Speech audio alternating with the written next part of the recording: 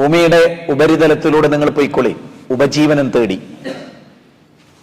കണ്ണൂരുള്ള, കേരളത്തിലുള്ള, കാസർഗോഡുള്ള, കോഴിക്കോടുള്ള ആളുകളോടൊക്കെ അല്ല പറയാണെന്ത്? ഉപജീവനം തേടിയിട്ട് നിങ്ങൾ പോയിക്കൊള്ളി. ദുബായിലോ സൗദിയിലോ ബഹ്റൈനിലോ എവിടെ വേണമെങ്കിലും, യൂറോപ്പിലോ എവിടെ വേണമെങ്കിൽ പോയിക്കോളൂ. കാരണം നിങ്ങളുടെ ഉപജീവനം എവിടെയാണോ അത് എവിടെയെങ്കിലും ഒരു സ്ഥലത്ത് ഫിക്സ് ചെയ്ത് വെക്കില്ല. പക്ഷികൾക്ക് ഭക്ഷണം നൽകുന്ന പോലെ നിങ്ങൾക്ക് നൽകും. കാരണം അള്ളാന്റെ റസൂൽ പറയണ പക്ഷികൾ എങ്ങനെയാ? പ്രഭാതത്തിൽ കൂടുവിട്ടിറങ്ങും. എവിടെയാണ് എന്ന് അവർക്കറിയില്ല, അവര് നോക്കും. എവിടെയെങ്കിലും കാണും, അവിടെ അവര് പ്രദോഷത്തില് വയറ് നിറച്ചവർ തിരിച്ചു വരും. ഇതുപോലെ നിങ്ങൾ അള്ളാഹുൽ തവക്കുൽ ചെയ്ത് ഇറങ്ങിക്കോളി. ഇൻഷാ അല്ലാഹ് നിങ്ങൾക്കുള്ള ഉപജീവനം അവിടെ അള്ളാഹു ഓർമ്മപ്പെടുത്തിയൊരു കാര്യമാണ് തുടക്കത്തിൽ തന്നെ പറയുന്നത്. നമ്മളൊക്കെ പ്രവാസികളാണ്. പക്ഷേ ഞാനിവിടെ വന്നതിന് ശേഷം ആദ്യമായി എൻ്റെ ക്ലാസ് കേൾക്കുന്നവരിവിടെ ഉണ്ടാവും, ഈ സദസ്സിലുണ്ടാവും, ഇവിടെ വന്നിട്ടുള്ള ക്ലാസ്. അതായത് ചില ക്ലാസ്സുകളൊക്കെ ചിലപ്പോൾ കേട്ടിട്ടുണ്ടാവാം, ചില ക്ലിപ്പുകളൊക്കെ കേട്ട് തെറ്റിദ്ധരിച്ചിട്ടുണ്ടാവാം.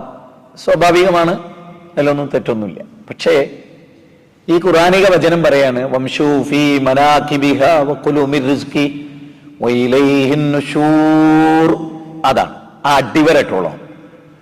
പൊയ്ക്കോ, ഒമാനിലോ സൗദിയിലോ ദുബായിലോ കുവൈത്തിലോ ഖത്തറിലോ എവിടെയും പോയിക്കോ. പക്ഷേ നീ ഒരിക്കലും അവിടെ ജീവിക്കുമ്പോൾ ആരും അറിയണില്ല, ആരും എന്നെ കാണുന്നില്ല എന്നൊന്നും വിചാരിക്കരുത്. വഇലൈഹിൻ നുശൂർ, എൻ്റെ അടുത്തേക്ക് മടങ്ങി വരും. എൻ്റെ അടുത്തേക്ക് മടങ്ങി വരും എന്നത് മറന്നുകൊണ്ട് ഒരു മിനിറ്റും ജീവിക്കരുത്. വഇലൈഹിൻ നുശൂർ, അല്ലാഹു അക്ബർ. ഈ ഖുർആനിന്റെ വചനത്തെക്കുറിച്ച് ഇരുന്നും കിടന്നും ചിന്തിച്ചാൽ തീരുവോ? എന്താ അല്ല നോക്കൂ, ഇസ്ലാമിന്റെ ഒരു പ്രത്യേകത എന്താ? എവിടെയെങ്കിലും കെട്ടിയിടല്ല. കടലിൽ പോകാൻ പാടില്ലായിരുന്നു ഒരു ജനതക്ക് മുമ്പ്. സ്വാതന്ത്ര്യാനന്തര ഇന്ത്യയുടെ ചരിത്രം വായിക്കുമ്പോൾ നമുക്കറിയാം, സ്വാതന്ത്ര്യ സമര കാലഘട്ടത്തിൽ കടലിൽ പോകാൻ പാടില്ലാത്തൊരു സമൂഹം ഉണ്ടായിരുന്നു ഇവിടെ. അതുകൊണ്ടാണ് മരക്കാർമാർ കടലിൽ പറങ്കികളോട് പോരാടിയത്. നമ്പൂതിരിമാർ അവരെ തെരഞ്ഞെടുത്തു, കാരണം അവർക്ക് പാടില്ലായിരുന്നു. കടലിൽ പോകാൻ വേണ്ടി മാത്രം ഹൈന്ദവർ ഇസ്ലാമായിരുന്നു, കടലിൽ പോകാൻ വേണ്ടി മാത്രം. ഇവിടെ അല്ലാഹ് തുടങ്ങുന്നതിന് എങ്ങനെ അറിയാം? ഖുർആന്റെ 17-ാം അധ്യായം 70-ാമത്തെ വചനം എന്നെ എന്നും അത്ഭുതപ്പെടുത്തിയിട്ടുള്ള ഒരു വചന. വലഖദ് കറംനാ ബനി ആദം, ആദം സന്തതികളെ നാം ആദരിച്ചിരിക്കുന്നു. അല്ലാഹു പറയാണ്, കരയിലും കടലിലും നിങ്ങൾക്കുള്ള ഉപജീവനം ഞാൻ വെച്ചിട്ടുണ്ട്, കപ്പലിൽ കയറി പോയിക്കോളി. എന്നിട്ട് പറയാ അല്ലാഹു ഫല്ലല്ലാഹു അലാ കസീറിൻ മിമ്മൻ ഖലഖനാ തഫ്ളീല, നിങ്ങൾക്ക് ഞാൻ ബുദ്ധി നൽകിയല്ലോ. അപ്പൊ അവിടെയും അല്ലാഹ് പറയുന്നത് എന്താണ്? കടലും കരയും നിങ്ങൾക്ക് വിധേയപ്പെടുത്തി തന്നിട്ടുണ്ട്. നമുക്ക് സ്വാതന്ത്ര്യമാണ് അല്ലാഹ് തന്നത്, വിലക്കല്ല. വിലക്ക് വളരെ കുറവാണ്. ബാക്കിയുള്ള ആളുകൾക്കൊന്നുമില്ലാത്ത സ്വാതന്ത്ര്യമുള്ള ജനതയാണ് മുസ്ലിങ്ങൾ. ചെറിയ കാര്യമൊന്നുമല്ല അത്. അങ്ങനെ അല്ലാഹു സുബ്ഹാനഹു വ തആല നമുക്ക് എന്ത് ചെയ്തിട്ടുണ്ട്? സ്വാതന്ത്ര്യം നൽകിയിട്ടുണ്ട്. എന്നിട്ട് അല്ലാഹ് അവിടെയൊക്കെ അല്ലാഹ് പറഞ്ഞു, ഇതൊക്കെ ശരിയാണ്, ഇതൊക്കെ ആസ്വദിച്ചോളൂ. വഇലൈഹിൻ നുശൂർ. ആദം നബീനെ സ്വർഗത്തിലാക്കിയിട്ട് അല്ലാഹ് ഒരേ ഒരു വിലക്ക്, അത് നിങ്ങൾ ആലോചിച്ച് നോക്കൂ, ഒറ്റ വിലക്ക്. വലാ തഖറബാ ഹാദിഹി ശജറ ഫതകൂനാ മിനൽ ളാലിമീൻ. ആ മരത്തെ കൊള്ളപ്പോണ്ട, അത് മാത്രം വേണ്ട, അതിലുള്ള ഫ്രൂട്ട് വേണ്ട, അതേ ഞാൻ വിലക്ക്. അതൊരു പരീക്ഷണമായിരുന്നു. ആ ഫ്രൂട്ടിന് എന്തെങ്കിലും കംപ്ലൈന്റ് ഉള്ളതുകൊണ്ടോ അത് കഴിച്ചാൽ മരിച്ചു എന്നുണ്ടൊന്നുമല്ല. അള്ളൊരു കാര്യം വിലക്കിയാൽ അത് അനുസരിക്കുമോ എന്ന് പരിശോധിക്കായിരുന്നു. അവിടെ അള്ള ഉപയോഗിച്ച പദം എന്താ അറിയോ? ആദം നബിക്ക് ഞാൻ കരുത്ത് കണ്ടില്ല. അപ്പൊ ഇബ്ലീസിന്റെ പ്രലോഭനങ്ങൾക്ക് വീണുപോയി. അപ്പൊ ഇവിടെ അള്ളാഹു നമ്മളോട് പറയുന്നത് എന്താണ്? വഇലൈഹിൻ നുശൂർ, മടക്കിന്റെ അടുത്തേക്കാട്ടോ. അത് മറക്കണ്ട. ഈ ഇരിക്കുന്ന നമ്മളൊക്കെ തന്നെയും ഏറ്റവും ഗൗരവമായി കാണേണ്ടത് മടക്കം അള്ളാഹുവിലേക്കാണ്. നിങ്ങൾ നോക്കൂ, മനുഷ്യൻ ഏറ്റവും നിസ്സഹായനാകുന്ന ഒരു രംഗാണ് മരണം. ഇപ്പോ ഞാനിപ്പോ ഇങ്ങോട്ട് വിസിറ്റിൽ വന്ന ആളാണ്. ഒരാഴ്ച മുമ്പ് തുടങ്ങിയിട്ടുണ്ട് ഞാൻ ഇങ്ങോട്ട് വരാനുള്ള ഒരുക്കങ്ങൾ. വളരെ ചുരുങ്ങിയ ദിവസം നിന്ന് പോകുന്ന ഒരാളാണെങ്കിലും ഒരുപാട് കാലം നിൽക്കുന്ന ഒരാളെ പോലെ ഒരുങ്ങിയിട്ടാണ്. കാരണം നമ്മളൊരു യാത്ര പോകുമ്പോൾ നമുക്ക് ആവശ്യമായ എല്ലാം റെഡിയാക്കിയിട്ടാണ് നമ്മൾ പോരുക. അപ്പൊ നമുക്കൊരു പ്ലാൻ ഉണ്ട്. ഇന്ന ഡേറ്റിൽ, ഇന്ന ഫ്ലൈറ്റിൽ, ഇന്ന എയർപോർട്ടിൽ, അവിടെ ചെന്ന് ഇങ്ങനെ ഇത്ര കാലം, ഇങ്ങനെ ഒക്കെ നമുക്കൊരു പ്ലാൻ ഉണ്ട്. അതുകൊണ്ട് റസൂലുള്ള ചോദിക്കുകയാണ് സല്ലല്ലാഹു അലൈഹി വസല്ലം, അബൂദർ ഗഫാരിയോട് ചോദിക്കുകയാണ്, അല്ല യാത്ര പോയിട്ടുണ്ടോ? ഞാൻ പതയമറിഞ്ഞ യാത്ര പോയിട്ടുണ്ട്. അതിന് ആവശ്യമായ ബാഗും പാതയും ഒക്കെ ഞാൻ കരുതാലുണ്ട്. അള്ളാഹുലേക്കുള്ള യാത്രക്ക് തയ്യാറായിട്ടുണ്ടോ? അടുത്ത ചോദ്യമാണ് റസൂലുള്ളാന്റെ അബ്ദുൽ ഗഫാരി റളിയല്ലാഹു തആല അൻഹു പറഞ്ഞാൽ ഞാൻ യാത്ര പോയിട്ടുണ്ട്. യാത്രക്ക് എന്താ എടുക്കുക? ബാഗ് എടുക്കും, ആവശ്യമുള്ള ഡ്രസ്സ് എടുക്കും, മെഡിസിൻ ഉണ്ടെങ്കിൽ മെഡിസിൻ എടുക്കും, വേറെ എന്താ ഫയൽ ഉണ്ട് എടുക്കും, അങ്ങനെയൊക്കെ. അപ്പൊ അള്ളാഹിന്റെ റസൂൽ ചോദിക്കണം, അബൂദറേ ഞാൻ പറഞ്ഞ യാത്ര അതല്ല, അള്ളാഹുലേക്കുള്ള യാത്രക്ക് ഒരുങ്ങുമ്പോൾ അതിനാവശ്യമായതൊക്കെ ശേഖരിച്ചു വെച്ചിട്ടുണ്ടോ? അപ്പൊ അദ്ദേഹം ചോദിക്കാണ്, നബിയെ ബേജാറാക്കരുത്, എന്താണ് അള്ളാഹുലേക്ക്? അത് ഇന്നെന്ന കാര്യമാണ്, ഹജ്ജ് ചെയ്യണം, നോമ്പ് നോൽക്കണം, നിസ്കാരം നിലനിർത്തും. എന്നിട്ട് അദ്ദേഹം പറയാണ്, ചുട്ടുപൊള്ളുന്ന വെയിലുള്ള ദിവസം നോമ്പ് നോക്ക്, അങ്ങനെ വലിയ കൂലിയുണ്ട്. രാത്രി എല്ലാവരും ഉറങ്ങിക്കിടക്കുമ്പോൾ എണീറ്റ് നിസ്കരിക്ക്, സ്വർഗത്തിലേക്കുള്ള പാതയമാണ്. അപ്പൊ അങ്ങനെയാണെങ്കിൽ ഞാൻ ഈ എന്നോടും നിങ്ങളോടും ഒക്കെ ചോദിക്കുകയാണ്, പടച്ചോന്റെ അടുത്തേക്ക് നമ്മളിപ്പോ സാധാരണ മക്കൾക്ക് വേണ്ടി ആ വീട് ഇതിന്റെ മോൾക്കാണ്, അവിടെ ഹൈവേയിലുള്ള 10 സെന്റ് എൻ്റെ മൂത്ത മോൾക്ക് മനസ്സുകൊണ്ട് വിചാരിച്ചാണ്, ഈ ഷോപ്പ് ഞാൻ എൻ്റെ ഇളയ മോനെ ഏൽപ്പിക്കും, അങ്ങനെയെല്ലാം നമ്മൾ പറയാറുണ്ട്. പക്ഷെ നമ്മുടെ മക്കളുടെ കാര്യത്തിലും നമ്മുടെ കാര്യത്തിലും പടച്ചോന്റെ അടുത്ത് നമുക്ക് തുറന്നു വെച്ചിട്ട് എന്താള്? ഞാൻ ഇങ്ങനത്തെ വിഷയമൊക്കെ ക്രോഡീകരിക്കുന്ന ഒരു ക്രമമായിട്ടല്ല, മറിച്ച് വളരെ കാതലായ ചില പോയിന്റുകൾ പറഞ്ഞു തരികയാണ്. 17 അധ്യായം, ഞാൻ അതിൽ നിന്നൊരു വചനം ഉദ്ധരിച്ചു, 70-71 വചനം. 17 അധ്യായത്തിലെ 13-14 വചനം സൂറത്ത് ഇസ്രാ ആണ്. അതിലെ 13-14 വചനം എങ്ങനെ അറിയോ? وَنُخْرِجُ لَهُ يَوْمَ الْقِيَامَةِ كِتَابًا يَلْقَاهُ مَنْشُورًا اقْرَأْ كِتَابَكَ كَفَى بِنَفْسِكَ الْيَوْمَ عَلَيْكَ حَسِيبًا. ശരിക്കും അതിന്റെ അർത്ഥങ്ങളും وَنُخْرِجُ لَهُ يَوْمَ الْقِيَامَةِ, ഖിയാമത്ത് നാളെ ഞാൻ പുറത്തു കൊണ്ടുവരും. എന്തുകൊണ്ടുവരും? വനുഖ്രിജു ലഹു യൗമൽ ഖിയാമത്തി കിതാബൻ യൽഖാഹു മൻശൂറാ. ഇതിന് അർത്ഥം എന്ന് പറയുന്നത്, ഇങ്ങനെ തുറന്നു വെച്ചൊരു കിതാബ് ഞാൻ ഓരോരുത്തരുടെ കയ്യിൽ കൊടുക്കും. ഇവിടെ ഇരിക്കുന്ന നമ്മുടെയൊക്കെ ആദം നബി മുതൽ ലോകാവസാനം വരെയുള്ള സകല മനുഷ്യരുടെ കൈകളിലും അല്ലാഹു പറയാണ്, ഞാനൊരു കിതാബ് കൊടുക്കും. എന്നിട്ട് ഞാൻ അവരോട് എന്താ പറയാ? ഇഖ്റഉ കിതാബക്, നിന്റെ കിതാബ് നീ വായിക്ക്. കരീമേ, നിന്റെ കിതാബ് നീ വായിക്ക്. ബഷീറേ ഇതിന് വായിക്ക്. നാസറേ ജി വായിച്ചോ. മുജാഹിദേ നീ വായിക്ക്. ഇജാസെ നീ വായിക്ക്. അള്ളാഹ് അവിടെ നിന്ന് പറയും, ആമിന അതാ ഇത് നിന്റെ കയ്യിൽ തരാണ്. അത് എങ്ങനെ കൊടുക്കുന്നത്? തുറന്നു വെക്കേണ്ട അവസ്ഥയിൽ ഈ ഇതെവിടെയാ പറയുന്നത്? എവിടെയായിരുന്നു പറയുന്നത്? 17 അധ്യായത്തിന്റെ 13-14 വചനമാണ്. തൊട്ടടുത്ത അധ്യായം 18 സൂറത്ത് കഹ്ഫാണ്. ആ 18 നമ്മൾ എത്തുമ്പോൾ 17 നിന്ന് 18 വായിച്ചെത്തുമ്പോൾ ഈ കിതാബിന്റെ ഒരു വിവരണ. ഈ കിതാബ് തുറന്ന് ഇങ്ങനെ കിട്ടിയൊരു ചില ആളുകൾ പറയാണ്, മാലിഹാദൽ കിതാബ്, മാലിഹാദൽ കിതാബ് ലാ യുഗാദിറു സഗീറതൻ വലാ കബീറ ഇല്ലാ അഹ്സാഹാ. എന്താണ് മാലിഹാദൽ കിതാബ്? നിങ്ങൾക്ക് മനസ്സിലായി, കുറച്ചൊക്കെ അറബി നിങ്ങൾക്ക് തിരിയല്ലോ. എന്തൊരു കിതാബാണിത്?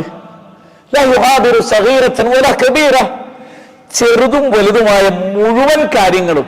എന്തായാലും പറയുന്നതാണ്, ഞാൻ ഒമാനിലെ റുബിയിൽ വെച്ച്, അല്ലെങ്കിൽ എന്ന സ്ഥലത്ത് വെച്ച്, മസ്കത്തിൽ വെച്ചിട്ട്, അല്ലെങ്കിൽ ഇന്ന ഹോട്ടലിൽ 2 ദിവസം താമസിച്ചപ്പോൾ അവിടെ വെച്ചിട്ട് ആരും അറിയാതെ ഞാൻ ഒരിച്ചിരി കുടിച്ചത് ഇതാ. ഇതിന്റെ ഭാര്യ അറിഞ്ഞിട്ടില്ല, അല്ലെങ്കിൽ ഒരു ചെറിയ അവിഹിത ബന്ധം തുടങ്ങി വെച്ചത് അള്ള് രേഖപ്പെടുത്തിയിരുന്നിട്ട് അള്ളൊരു ചോദ്യം ചോദിക്കുകയാണ്, ഈ കിതാബ് ഞാൻ വായിച്ച് എക്സ്പ്ലെയിൻ ചെയ്യണോ നിനക്ക്? ആ ഭാഗം പ്രത്യേകം നോക്കിക്കോളി. അല്ല എന്താ ചോദിക്കണത്? ഈ അടിമന്റെ കയ്യിൽ ഈ കിതാബ് കൊടുത്തിട്ട്, അല്ല ഈ കിതാബ് ഞാൻ എക്സ്പ്ലെയിൻ ചെയ്തു തരുന്ന വല്ല ആവശ്യം നിനക്കുണ്ടോ? ഇത് കാണുമ്പോൾ മനുഷ്യന് ബോധ്യപ്പെടുന്ന ഒരു കാര്യം എന്തറിയോ? അത് അല്ല ചോദിക്കണേ. അതെവിടെയാ? സൂറത്ത് ഫജറിൽ, മാഷാ അല്ലാഹ്, സൂറത്ത് ഫജർ എന്ന് പറയുന്ന 89-ാമത്തെ അധ്യായമാണ്. അതിന്റെ അവസാന ഭാഗം എന്തറിയോ? ഈ കിതാബെല്ലാം കിട്ടിയിട്ട് അവിടെ സ്ക്രീനിൽ ഇത് കാണുന്ന പോലെ കാണുമ്പോൾ അല്ല ചോദിക്കണേ, അതായത് അവന്റെ ജീവിതത്തിൽ ഓർമ്മ വെച്ചത് മുതൽ മരിക്കണ വരെയുള്ള A to Z അവനിങ്ങോട്ട് ഓർമ്മ വരികയാണ് അത്രേ. എന്ന് ചോദ്യം കണ്ടത്, ഇതിങ്ങോട്ട് ഓർമ്മ വരികയാണ്. ഓരോ പൊട്ടും പൊടിയും അവന്റെ ജീവിതത്തിൽ, അവൻ ജീവിതകാലത്ത് മറന്നത് മുഴുവൻ അവിടുന്ന് ഒരു കമ്പ്യൂട്ടർ സിസ്റ്റം ഓപ്പൺ ചെയ്തിട്ട് അവന്റെ ഡീറ്റെയിൽ അങ്ങനെ ഉണ്ടല്ലോ. അപ്പൊ എനിക്കറിയാം ഈ ആന്റി ടെററിസ്റ്റ് ഗ്രൂപ്പ് ഇങ്ങനെ കൊണ്ടുപോയിട്ട് ഓരോ കാര്യങ്ങൾ അവർക്കെല്ലാം അറിയാം. അറിഞ്ഞതിന് ശേഷമാണ് ചോദ്യം. നോണയാണ് പറയുന്നത് കിട്ടിയ പേരടിക്ക് നോക്കിയിട്ട് എടുക്കും. എന്നിട്ടേ ആ നോണ ടെസ്റ്റിന് വിധേയാക്കുമ്പോ ഓന്ന് പറഞ്ഞ കമ്പ്യൂട്ടറിലെ വേരിയേഷൻ നോക്കിയിട്ട് ഇത് നുണയാണ്, ഇത് ശരിയാണ് എന്നിട്ട് പറയുമ്പേ ഓന്ന് ശരിക്കാൻ കഴിയും. ഇവിടെ എന്താ അള്ളാഹു കിതാബ് കൊടുത്തിട്ട് പറയണ ഇത് വായിക്ക്, ഞാൻ വേറെ ആരും ഈ കിതാബ് കാണിക്കല, എൻ്റെ അടുത്ത് തരിക. എന്നിട്ട് അള്ളാഹ് ചോദിക്കാണ്, നിന്റെ ഹിസാബ് നീ തന്നെ നടത്തിയ പോരെ? ആ കിതാബ് വായിച്ചിട്ട് നീ പറയും ഇല്ല എനിക്ക് സ്വർഗമില്ല, ഇതെല്ലാം ഞാൻ ചെയ്താണ്. ചില ആളുകളെ, ഇതൊക്കെ സന്ദർഭമായിട്ട് പറയാട്ടോ, ചില ആളുകളെ അള്ളാഹു ഇങ്ങോട്ട് ചേർത്ത് നിർത്തും. അത്രേ അള്ളാഹിന്റെ സന്നിധാനത്തേക്ക് ഒന്നിട്ട് അടുപ്പിച്ച് നിർത്തും. അതിനിടയിൽ ആരും ഉണ്ടാവില്ല. എന്നിട്ട് അള്ളാഹ് സ്ക്രീനിൽ ഓനെ മാത്രം ഒരു സ്ക്രീനിട്ട് നമ്മൾ ടാബൊക്കെ വെക്കണ മാതിരി ഇങ്ങനെ വെച്ചിട്ട് ഒന്ന് അതിൽ ഹദീസിലുള്ള എന്താ അറിയോ, നമ്പർ ഇടും. 1, 2, 3 എന്ന് പറഞ്ഞിട്ട് 10 ലക്ഷം തെറ്റൊക്കെ ചെയ്തതിന്റെ 10 ലക്ഷം നമ്പർ ഇട്ടിട്ട് അവനെ കാണിച്ചു കൊടുക്കും. എന്നിട്ട് അതിലൊരു 50 മഹാ തെറ്റ്. ഇത് ശരിക്കും മനസ്സിലായിക്കോളി, ഇതൊരു ക്ലാസ്സാണ്, ഇതൊരു പ്രസംഗമല്ല. ഈ 50 ഭയങ്കരമായി ഇവൻ ചെയ്ത തെറ്റ് അള്ളനെ കാണിച്ചു കൊടുത്തിട്ട് അള്ളവനോട് ചോദിക്കുകയാണ്, ഇത് സുബൈർ ഈ നിഷേധിക്കണ്ടോ? ഖുർആനും ഹദീസുമാണ് രണ്ടും കൂടെ മിക്സ് ചെയ്ത്. ഈ അടിമ പറയണത്രേ അള്ളഹാനോട്, എല്ലാ റബ്ബേ ഇതൊക്കെ ഞാൻ ചെയ്ത. അള്ളവനോട് പറയണത്രേ, എൻ്റെ ഭാര്യൻ്റെ മുമ്പിലേക്ക് നല്ല ഭർത്താവായിരുന്നു, ജന പ്രബോധകൻ നാട്ടുകാരുടെ മുമ്പിൽ നല്ല ആളായിരുന്നു. പക്ഷെ അന്ന് ഈ 50 തെറ്റ് നീ ചെയ്ത ചില നന്മകളെ കൊണ്ട് ഞാൻ മറച്ചു വെച്ചു, ഞാന് മറച്ചു വെച്ചു. ഇവിടെ ഞാൻ ഇത് മായ്ച്ചു കളയാൻ, ഡിലീറ്റ് ചെയ്യാൻ. ഇത് ദുനിയാവിൽ നിനക്ക് മറച്ചു വെച്ച് തന്നാണ്. അള്ളാഹു നമ്മൾ അതിൽ ഉൾപ്പെടുത്തട്ടെ. ഇല്ലെങ്കിൽ ആരെ അള്ളാഹു ഒരു അല്പസമയം കൂടുതൽ തടുത്തു നിർത്തിയോ റസൂലുള്ള പറയാൻ അവന്റെ കാര്യം പോക്കാണ്. ഇന്നലെ ചില ആളുകൾക്ക് ഈ കിതാബ് കിട്ടും, അൽഹാഖത്തും അൽഹാക്കൽ പറയും, കിതാബ് കിട്ടുമ്പോ അയാൾ പറയാണ് എന്ത്, ചിരിച്ചോണ്ട്, കണ്ടോ എടാ ഞങ്ങളോട് അന്ന് പറഞ്ഞില്ലേ പരലോകത്തൊരു വിചാരണ ഉണ്ട്, നിങ്ങൾ അതിനനുസരിച്ച് ജീവിച്ചോളി, ഞാൻ അങ്ങനെ ജീവിച്ചാളാ, ഇത് നോക്കി എന്റെ കിതാബ് നോക്കണം. നന്മ മാത്രം ഇത് കിതാബ് നോക്കണം. നോണടി ചെല്ലും പോലെ കൂട്ടുകാരെടുത്ത് അഖിലുകാരെടുത്ത് ഓൻ ചെന്നിട്ട് പറയണത്ര, എളാപ്പ മുത്താപ്പ അമ്മായി നോക്കി അമ്മായി എന്റെ കിതാബ്, അന്ന് ഞാൻ താടി കിട്ടിയപ്പോ എന്നെ പരിഹസിച്ചോരങ്ങള്, അന്ന് നരേണ്ട മോള് തുണിയെടുത്തപ്പോ എന്നെ പരിഹസിച്ചോരങ്ങള്, അന്ന് ഞാൻ നിങ്ങളോട് ചില ആശയം പറഞ്ഞ് നിങ്ങൾ എന്നെ കളിയാക്കിയിട്ടുണ്ട്, നോക്കി മുത്താപ്പ നോക്കി, ഖുറാനില്ലാട്ടോ, ഖുറാനാ പറയുന്നത് നോക്കണേ. എന്നിട്ട് അല്ല പറയാണ്, വേറെ ചില ആളുകളുടെ കയ്യിൽ ഇടത്തെ കൈ കൂടെ അവർക്ക് എന്താട് കൊടുക്കും. 69-ാം അധ്യായം 25, 26, 27, 34 വരെയുള്ള വചന. ഈ കിതാബ് ഇങ്ങനെ കിട്ടിയിട്ട് ഇയാൾ പറയാണെന്ത്, പടച്ചോനെ ഹിസാബില്ലായിരുന്നെങ്കിൽ എത്ര നന്നായിരുന്നേനെ, ഹലക്കാനി സുൽത്താനിയ, എന്റെ അധികാരമൊക്കെ വെറുതെ ആയിപ്പോയല്ലോ. ദുനിയാവിൽ വലിയ അധികാരമുള്ള ആളായിരുന്നു, എന്റെ സമ്പത്തിന് ഉപകരിച്ചില്ല, അധികാരം ഉപകരിച്ചില്ല, ഒന്നും ഉപകരിച്ചില്ല. അപ്പൊ അള്ള പറയണത്തെ പിടിക്കോനെ, ഓനെ പിടിച്ചിട്ട് 70 മുഴം ചങ്ങലയിൽ നരകത്തിലേക്ക് ഇട്ടിട്ട് ബന്ധിപ്പിക്കുന്നു. എന്നിട്ട് അള്ള പറയണ എന്താ കാരണം നിങ്ങൾക്കറിയോ? ഓന് ഈ 70 മുഴം ചങ്ങലക്ക് നരകത്തിലിടാൻ കാരണം ഓന് ഉന്നതനായ റബ്ബിനെ ശരിക്കും മനസ്സിലാക്കിയില്ല. ഓൻ തൗഹീദില്ലായിരുന്നു, ഓൻ ശിർക്കിലായിരുന്നു. ഇതാണ് ഒന്നാമത്തെ കാര്യം. രണ്ടാമത്തെ കാര്യം എന്താ അറിയോ? പാവപ്പെട്ടവന് ഭക്ഷണം കൊടുക്കുന്ന കാര്യത്തിൽ ഒരു ശ്രദ്ധയുണ്ടായിരുന്നില്ല. നോക്കണേ, ഒന്ന് അള്ളയുമായിട്ട് ബന്ധപ്പെട്ട കാര്യമാണ്, ഒന്ന് മനുഷ്യനും തമ്മിലുള്ള, ഇത് ഭയങ്കരമാണ്. ഖുറാനിൽ ചോദിക്കണ്ട്, അല്ല നിങ്ങൾ എന്തേ നരകത്ത് പോയത്? മാ സലക്കക്കും ഫീ സഖർ, എന്താണ് നിങ്ങൾ സക്കറിൽ എറിയപ്പെട്ട്? ആരത് ചോദിക്കണ അറിയോ? സ്വർഗത്ത് കുത്തുന്നിട്ട് നരകക്കാരെ കാണുന്നു, സ്വർഗാവകാശികളെ കാണും. ഒരു ഭിത്തിയുടെ വ്യത്യാസത്തിലാണ് സ്വർഗ നരകങ്ങള്. ഈ സ്വർഗത്തിലിരിക്കുന്ന ആളുകൾ ഫീ ജന്നാതി യതസാഅലൂൻ ഹനിൽ മുജ്രിമീൻ മാ സലകകും ഫീ സഖർ ഖാലൂ ലൻ നകു മിനൽ മുസല്ലീൻ വലം നകു നുത്ഇമുൽ മിസ്കീൻ ഫകുന്നാ നഖൂദു മഅൽ ഖായിലീൻ. ഇന്ന് എനിക്ക് തോന്നിയ ഈ ആയത്ത് എന്തിനെന്നറിയോ? ഇന്ന് കേരളത്തിലൊരു കല്യാണം സോഷ്യൽ മീഡിയയിൽ വിവാദമായിട്ട് കണ്ടല്ലോ, ഒട്ടകപ്പുറത്ത്. അവിടെ അതിൻ്റെ ഒക്കെ ചോട്ടിൽ എഴുതിയ ഒരു വാചകം ഞാൻ പ്രത്യേകം ശ്രദ്ധിച്ചു. എല്ലാരെ കൂട്ടുകാരുമാണ് ഒരു കല്യാണം കൊളാക്കണത്. അല്ല ഇവിടെ എന്താ പറയണത്? ഇത് സൂറത്ത് മുദ്ദസ്സിറിലാണ്. ശരിക്കും ഈ കല്യാണം ഞാൻ സൂറത്ത് മുദ്ദസ്സിറിലൂടെ കാണുകയാണ്.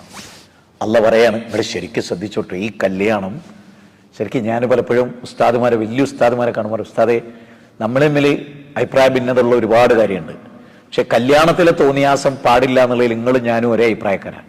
നമ്മുടെ മഹലിൽ ഈ പോക്ക് പോയാൽ ഈ നാട്ടിലെ ഹൈന്ദവരുടെ ഇടയിലും ക്രൈസ്തവർ എത്ര ആള് ശപിച്ചിട്ടുണ്ടെന്നറിയോ? അത് റോഡ് ഇങ്ങോട്ട് ബ്ലോക്കാക്കിയിട്ട് എന്താ വെച്ചാൽ നാട്ടുരാജാക്കന്മാരെ പോലെ ഇത് ആളുകൾ കയ്യിലെടുക്കുക ഈ സ്ഥലം, എന്നിട്ട് അവിടെ കാണിച്ചു കൂട്ടിയിട്ട് ഇതരം മതക്കാർ നമ്മളെ അങ്ങോട്ട് പഴിച്ചിട്ടും തെറി പറഞ്ഞിട്ടും ഈ രാജ്യത്ത് ജീവിക്കേണ്ടവരേ അല്ല ഇവര് എന്നിങ്ങോട്ട് പറയുന്ന അവസ്ഥാവിശേഷത്തിലാണുള്ളത്. അത് കണ്ടപ്പോൾ ഞാൻ ഈ ഖുറാനിക വചനം ഇന്നത്തെ ക്ലാസ്സിൽ പറയൽ നിർബന്ധമായിട്ട് എനിക്ക് തോന്നി. ഒന്ന് കേട്ടുനോക്കിയ വചനം. ഫീ ജന്നാതി യതസാഅലൂൻ, സ്വർഗത്തിലുള്ള ആളുകൾ, അനിൽ മുജ്രിമീൻ, അർത്ഥം വെച്ച് നോക്കി, കുറ്റവാളികളെ കണ്ടിട്ട് ചോദിക്കാണ്, അല്ല മാ സലക്കക്കും ഫീ സഖർ, നിങ്ങൾ ഞങ്ങളെ നാട്ടുകാരായിരുന്നു, നിങ്ങൾ തലശ്ശേരിക്കാരായിരുന്നു, കൂത്തുപറമ്പുകാരായിരുന്നു, ബാലുശ്ശേരിക്കാരായിരുന്നു, അവിടെ ആ സോണിലാണ് ഒരുമിച്ച് കൂട്ടുക. അതറിയോ? ആ ഹദീസ് ആയത്ത് അറിയോ? അതായത് തലശ്ശേരിക്കാരെ തലശ്ശേരി സോണിലാണ് അള്ളാഹു മഹ്ശറയിൽ കൊണ്ടുവരാൻ. കാസർകോട്ടുകാരെ കൂടെ തലശ്ശേരിക്കാരെ നിർത്തൂല. അള്ളാഹിന്റെ റസൂല് പറയാണ്, പട്ടാമ്പിക്കാരെ പട്ടാമ്പി സോണില്, നമ്മൾ സ്റ്റേറ്റ് സമ്മേളനത്തിന് പോയ സോണ് കാണുന്നില്ലേ, ആ അവസ്ഥ. ഞാൻ ഒരു സമ്മേളനത്തിൽ ആ സോണ് തിരിച്ചിട്ട് ഇങ്ങനെ വിളിച്ചപ്പോൾ ഞാൻ പറഞ്ഞു, ഇത് ഹദീസിൽ വന്നതാണ്, ഇങ്ങനെ സോണ് തിരിക്കും. എന്നിട്ട് ആ നാട്ടുകാരെ നേതാവിന്റെ കൂടെ കൊണ്ടുവരും. ചിന്തിക്കാൻ വേണ്ടി കേട്ടോ പറയുന്നത്, ശരിക്കും ശ്രദ്ധിച്ചോളണം. അവിടെയാണ് ചോദിക്കാണ്, അല്ല എന്തേ നിങ്ങൾ നരകത്ത് പോയത്, എന്തേ നിങ്ങൾ നരകത്ത് പോയത് എന്ന് ചോദിക്കുമ്പോൾ അവർ പറയാണ്, നിസ്കാരം ചിട്ടക്ക് നിർവഹിച്ച്. അതാ തീരെ നിസ്കരിക്കാത്തവർന്നല്ല, നിസ്കാരം കറക്റ്റ് ആയിരുന്നില്ല. അടുത്ത വാചകം എന്താ അറിയോ? അടുത്ത വാചകം, പാവപ്പെട്ടവരുടെ ഭക്ഷണകാര്യത്തെക്കുറിച്ച് ചിന്തിച്ചില്ല, അവനാൻ പള്ളർച്ചും തിന്ന്. പാവപ്പെട്ടവരുടെ കാര്യം പ്രോത്സാഹിപ്പിച്ചത് പോലും ഇല്ല, സ്വന്തമായിട്ട് കൊടുത്തില്ല എന്നല്ല, മറ്റുള്ളവരെ പ്രോത്സാഹിപ്പിച്ചത് പോലും ഇല്ല. അടുത്ത വാചകം എന്താ അറിയോ? അത് ഇന്നത്തെ ഗ്രൂപ്പിൽ വന്ന ആ വാചക. ചങ്ങാതിമാരാണ് ഈ തോന്നിയാസൊക്കെ ചെയ്ത്. ആയത്തിന്റെ അർത്ഥം എന്താ അറിയോ? ഫക്കുന്നാ നഖൂദു മഅൽ ഖായിദീൻ, കുറച്ച് തോന്നിയാസികളായ കൂട്ടുകാരായിരുന്നു എനിക്കുണ്ടായിരുന്നതെന്ന്. ഒരു വ്യക്തി നന്നായിട്ട് കാര്യമില്ല, വ്യക്തിയുടെ കൂട്ടുകാർ തോന്നിയാസികളായാൽ സത്യത്തിൽ ഞാൻ നിങ്ങളോട് കാര്യം പറഞ്ഞത്, നിങ്ങൾ തലശ്ശേരിക്കാരൊക്കെയാണല്ലോ, പല നാട്ടിലുള്ളവരും കൂടുതലും. ഒറ്റ വാചകം ഞാൻ ചോദിക്കുകയാണ്, നമ്മൾ എത്ര നന്നായാലും നമ്മുടെ കൂട്ടുകാരെ കാണിച്ചു കൂട്ടുന്ന മുഴുവൻ തോന്നിയാസത്തിന്റെയും ലമീർ മടങ്ങ് എങ്ങോട്ടാ? നമ്മളിലേക്കല്ലേ?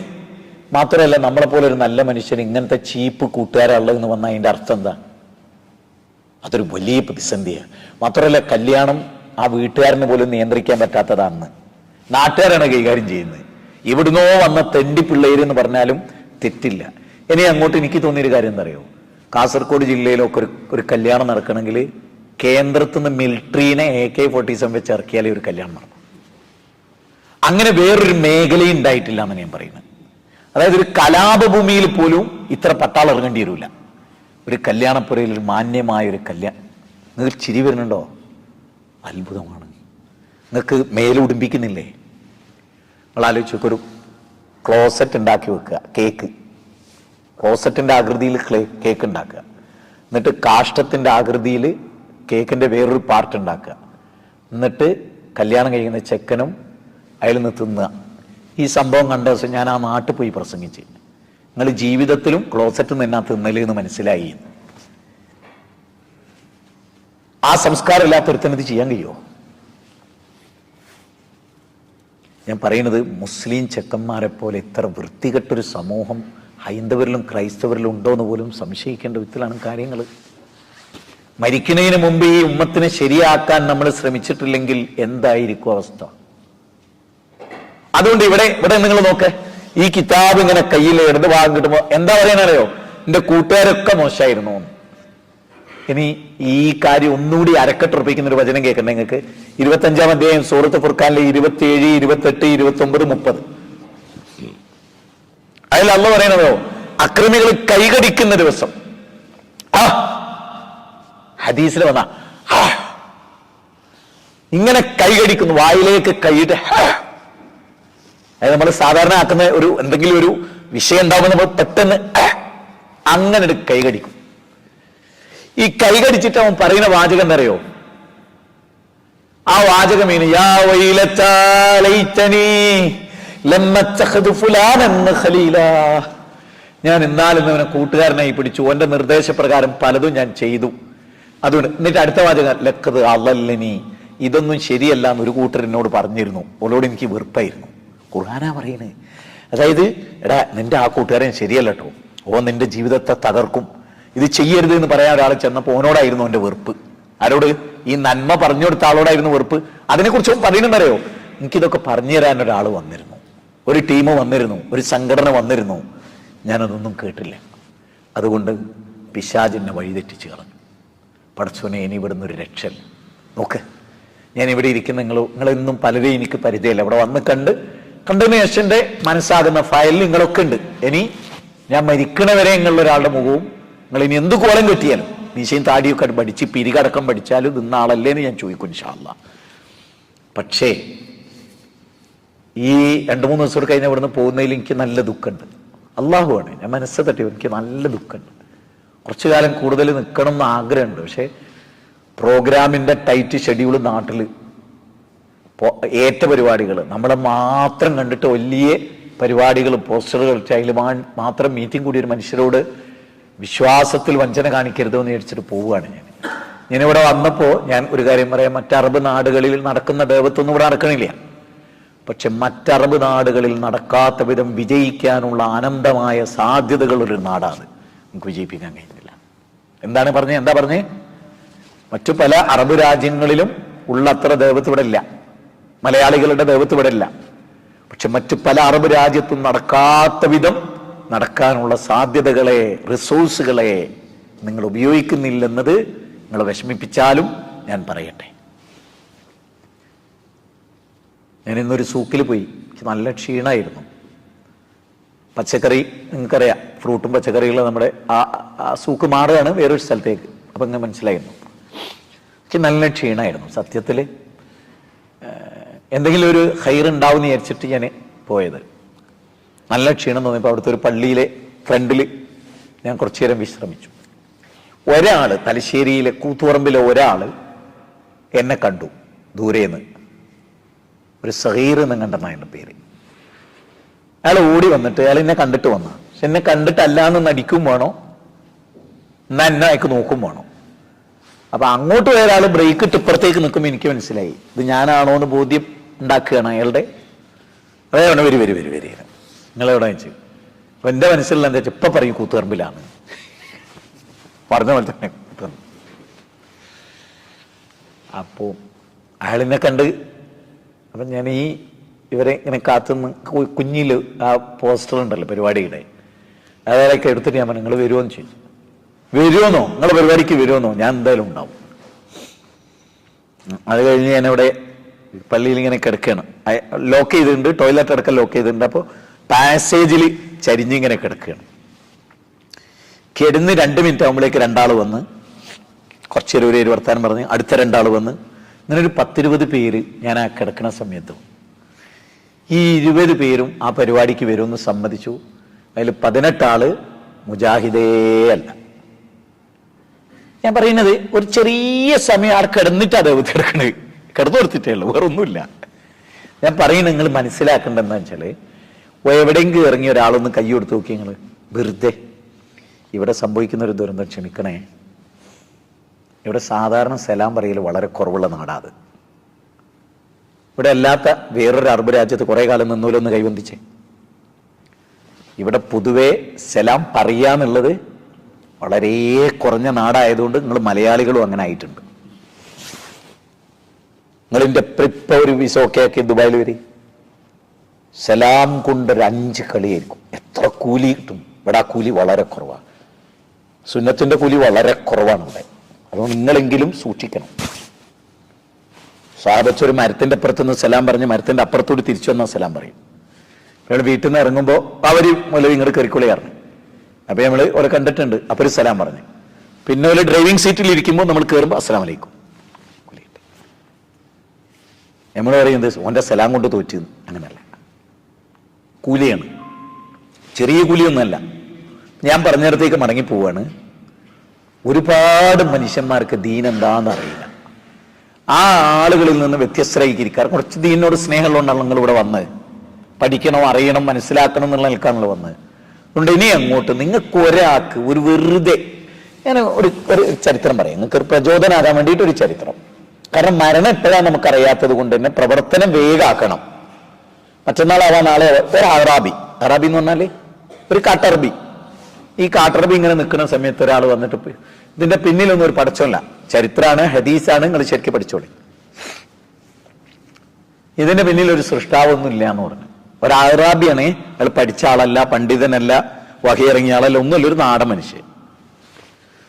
പടച്ചോനില്ല എന്ന് പറഞ്ഞപ്പോ അയാൾ ചോദിച്ചാ എന്താന്ന് ചോദിച്ചു. അപ്പൊ ആ നിരീശ്വരവാദി പറഞ്ഞാൽ അത് ഒട്ടകത്തിന്റെ ചാണകം. ചാണകമാണല്ലേ? ആ. ഒട്ടകണ്ടോ? ആ ഉണ്ട്. എന്താ കാണുന്നതെന്ന് ചോദിച്ചു. അത് മനുഷ്യന്റെ കാലടിയാണ് കാണുന്നത്. അപ്പൊ ഈ അറാബി ചോദിക്കണം, കാലടി കണ്ട എന്ത് മനസ്സിലായി? ഇതിലൂടെ ഒരാൾ പോയിട്ടുണ്ട് എന്ന് മനസ്സിലായി. ഓ. ചാണകം കണ്ടപ്പോ എന്ത് മനസ്സിലായി? ഇതിലൊരു ഒട്ടകാട് പോയിട്ടുണ്ട് എന്ന് മനസ്സിലായി. ആഹാ.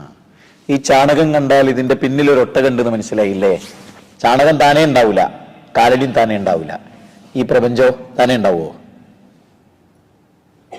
ഒരറാബിന്റെ ദേവത്താണ്. ആ മനുഷ്യൻ ഇസ്ലാം സ്വീകരിച്ചു. നബീന്റെ കാലത്താ, നബി ജീവിച്ചിരിക്കെ സല്ലല്ലാഹു അലൈഹി വസല്ലം. പറ ദേവത്താണോ അല്ലേ? പഠിച്ചിനോ? കിതാബ് ഉണ്ടായിനോ?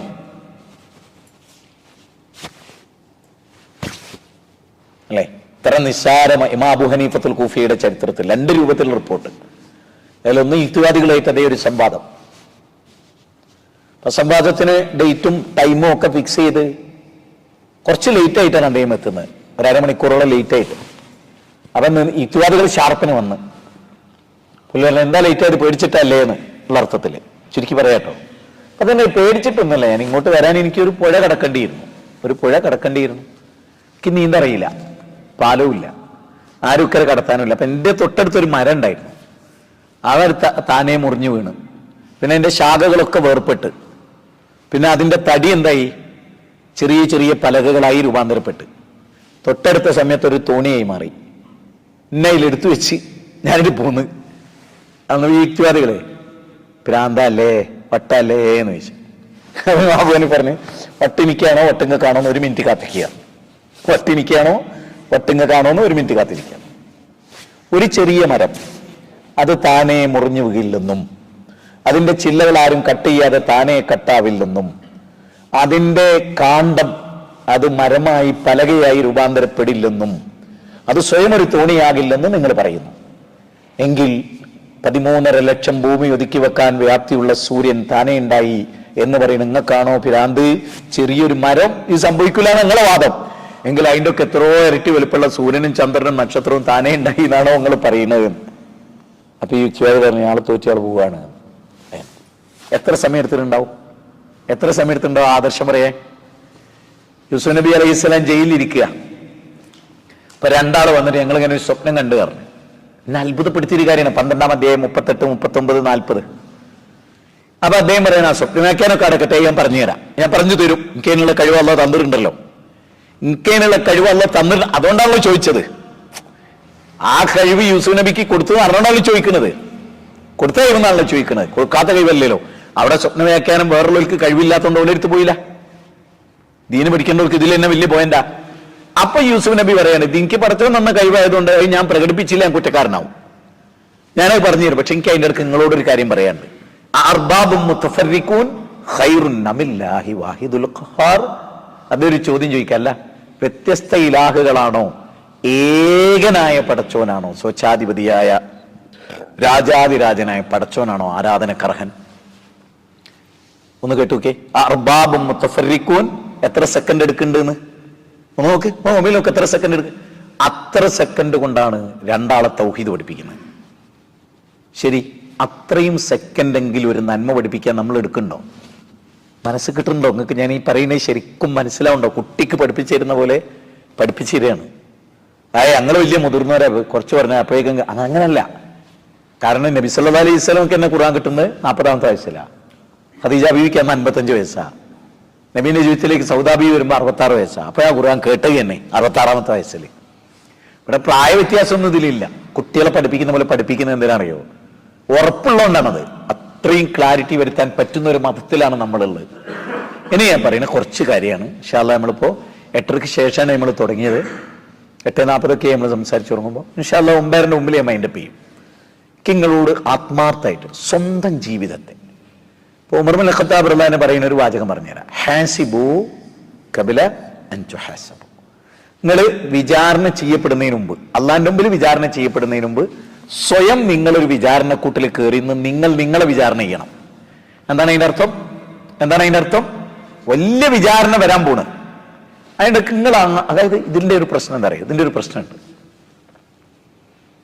ഞാൻ എൻ്റെ നാടിൻ്റെ അടുത്ത് കുറച്ചൊരു പ്രകൃതി രമണീയമായ ഒരു സ്ഥലമുണ്ട്. അപ്പം ഞാൻ ഭാര്യമാരോട് പറയും, ഒരു ദിവസം ഞാൻ അവിടെ പോവും, വൈകുന്നേരേ വരൂ. അവരോട് ചോദിക്കും, എന്തിനാ നിങ്ങൾ ഒറ്റക്ക് പോണേ? നിങ്ങൾ എന്തിനാ ഒറ്റക്ക് പോണേ? എനിക്ക് ഇതിനെ പറ്റി ചിന്തിക്കാൻ,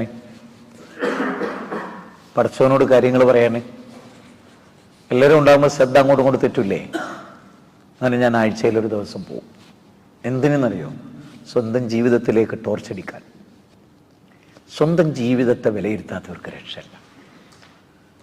ഞാൻ നിങ്ങളോട് എല്ലാം പറയണം, ഹാസിബു ഖബല അൻ തുഹാസബു.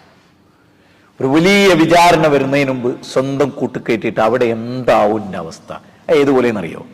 ലളിതമായൊരു ഉദാഹരണമാണ് നിങ്ങൾക്ക് മനസ്സിലാവും. എൻ്റെ ജീവിതത്തിൽ ഉണ്ടായ ഒരു അനുഭവമാണ്. ഞാൻ ദുബായ് എയർപോർട്ടിൽ, കുവൈത്തിലുണ്ടായത് അറിയുന്ന ഒരാളാണ്, ഇജാസിൻ്റെ കൂടെ ഉണ്ടായിരുന്നു. ദുബായ് എയർപോർട്ടിൽ എന്ത് കളിച്ചിട്ടും പോലീസുകാരെന്നെ വിടുന്നില്ല. എൻ്റെ ബാഗ് കീ ഇങ്ങനെ ചെല്ലുക. ആ ബാഗിൽ എനിക്കറിയാവുന്ന സകല മേഖലയും ഞങ്ങളെല്ലാവരും ഭാര്യ വലിച്ചിട്ട് നോക്കി. അപ്പൊ അവരെന്നൊരു വലിയ ഭീകരവാദിയായിട്ടാണ്. കാരണം എന്ത് വെച്ചിട്ട് ഇത് കീ നിലവിളിക്കല്ലേ.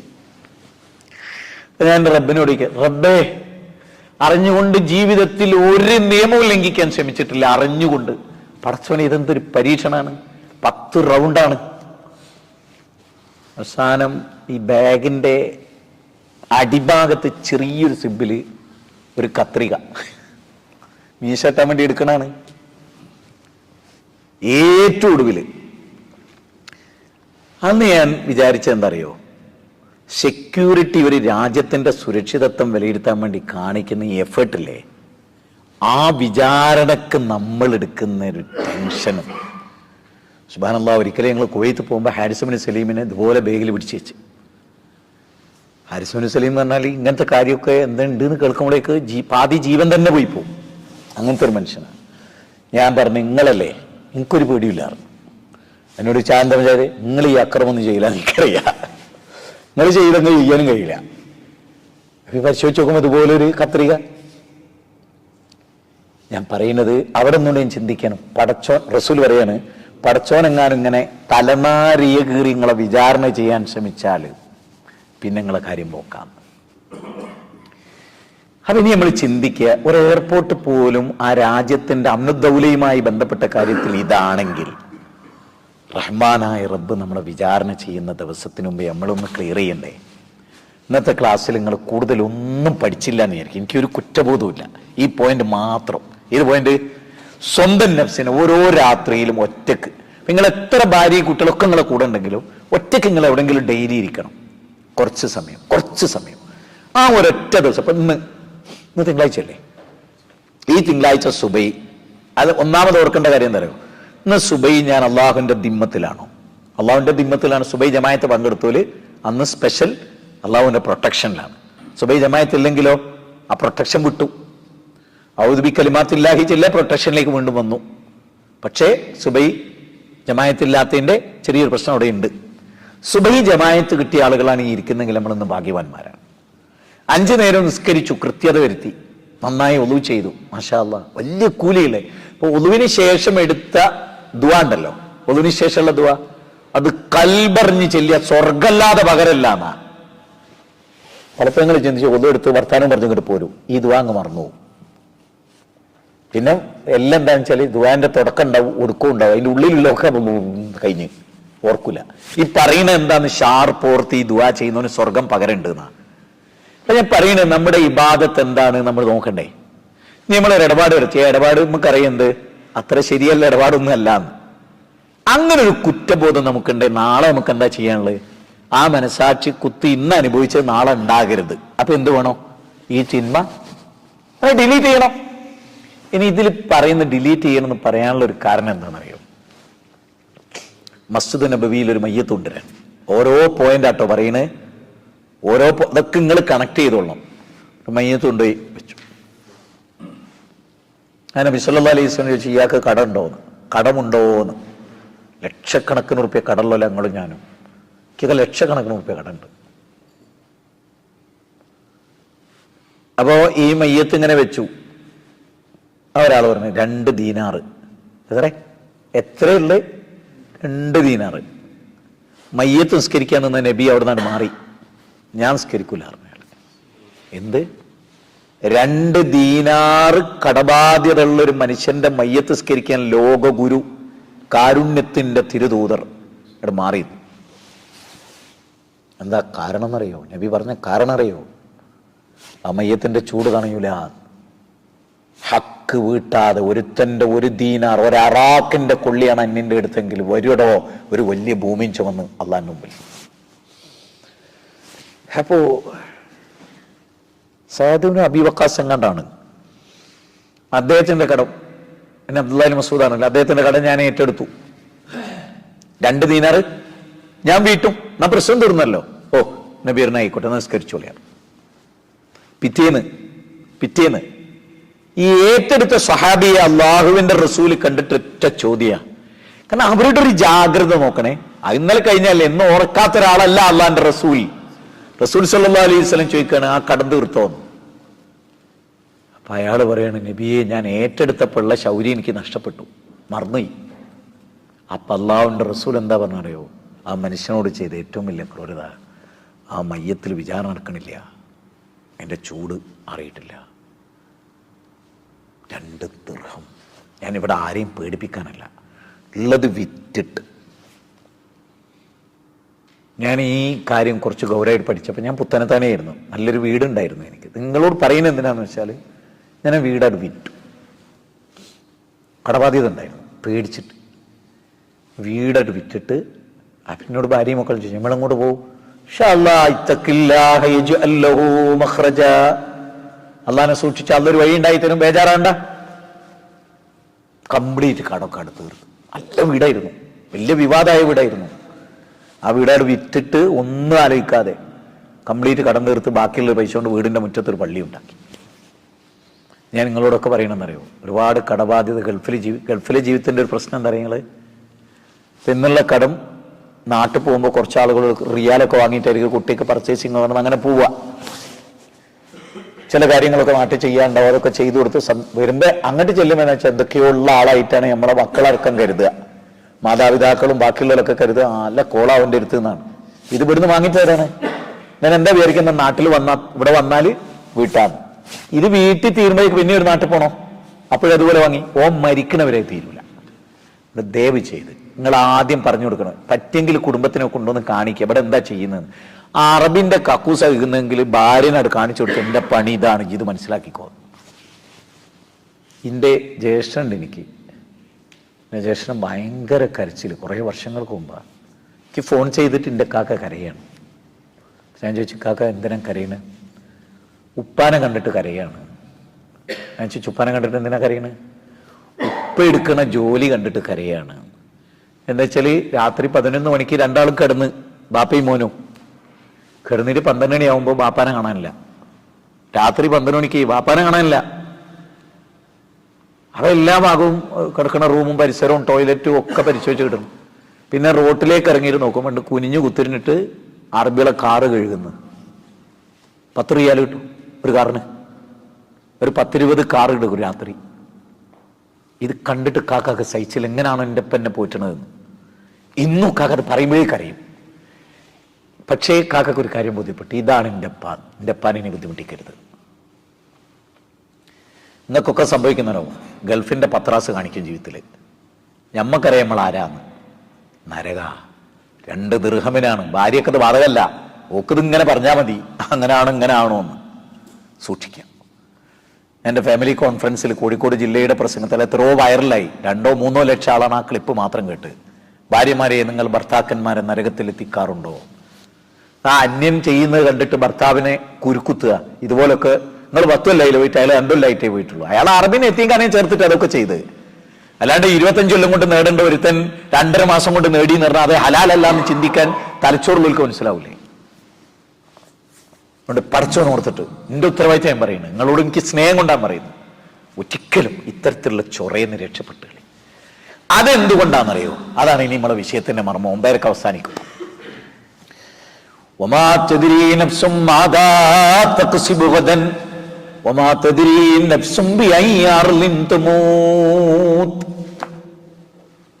ഏത് ഭൂമിയിൽ വെച്ചാ നിങ്ങൾ മരിക്കുക, നാളെ എന്താ സംഭവിക്കുക, നിങ്ങൾക്കൊരാൾക്ക് പറയാൻ കഴിയൂല. നാളെ എന്താ സംഭവിക്കുക, ഏത് ഭൂമിയിൽ വെച്ചാ നിങ്ങൾ മരിക്കുക. അപ്പൊ ഏറ്റവും ഫാസ്റ്റില് ഇതൊക്കെ തെർത്തീബാക്കുക. ഒരു ചരിത്രം കേൾക്കണേ നിങ്ങൾക്ക്. അള്ളാഹുവിന്റെ റസൂൽ സല്ലല്ലാഹു അലൈഹി വസല്ലം വഫാത്തായിട്ട് ആ ദുഃഖ ദിവസമൊക്കെ കഴിഞ്ഞു. ഇത് ഹൃദയത്തിൽ കൊള്ളാത്തവരുടെ ഹൃദയം എന്താണെന്ന് നിങ്ങൾ തീരുമാനിക്കണം. കുറച്ച് ദിവസം കഴിഞ്ഞപ്പോ ഫാത്തിമ ബീവിയും അലിയാർ തങ്ങളും അബൂബക്കർ സിദ്ദീഖ് എന്ന ഭരണാധികാരിന്റെ അടുത്ത് വരികയാണ്. എന്തിനാ വരുന്ന അറിയങ്ങള്? എൻ്റെ അപ്പ വിട്ടേച്ചു പോയ 10 സെന്റ് ഭൂമി, ഫാത്തിമ ബീവി പറയാൻ, എൻ്റെ അപ്പൊക്കെ ഒരു 10 സെന്റ് ഭൂമി അവിടെ ഉണ്ടായിരുന്നു, അതെനിക്ക് തരണമെന്ന്. ഭരണാധികാരി അദ്ദേഹത്തിനായതുകൊണ്ട് അതൊക്കെ അവർ അറിഞ്ഞുകൊണ്ട് വേണം ചെയ്യാൻ.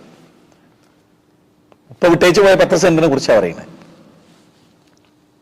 അബൂബക്കർ സിദ്ദീഖ് റളിയല്ലാഹു അൻഹു പറയാണ്, 1000 10 സെന്റ് ഉപ്പാൻ്റെത് 1000. ഫാത്തിമ 1000 ഇപ്പല്ലേ? അല്ല, അതെന്താ ചോദിച്ചു, മരിക്കുന്നതിന് 2 ദിവസം മുമ്പ് ദാനം ചെയ്തിട്ടാ മരിച്ചത്. കാരണം ഹദീസിൽ എന്താ ഉള്ളത്? നിങ്ങൾ ബുദ്ധിയുള്ളവരെ കണ്ടിട്ടുണ്ടോ എന്നൊരു ഹദീസ്, വിവേകമുള്ളവരെ കണ്ടിട്ടുണ്ടോ? അവർ സാബത്ത് ചോദിച്ചു, അള്ളാഹു റസൂലിനെ അറിയൂന്ന്.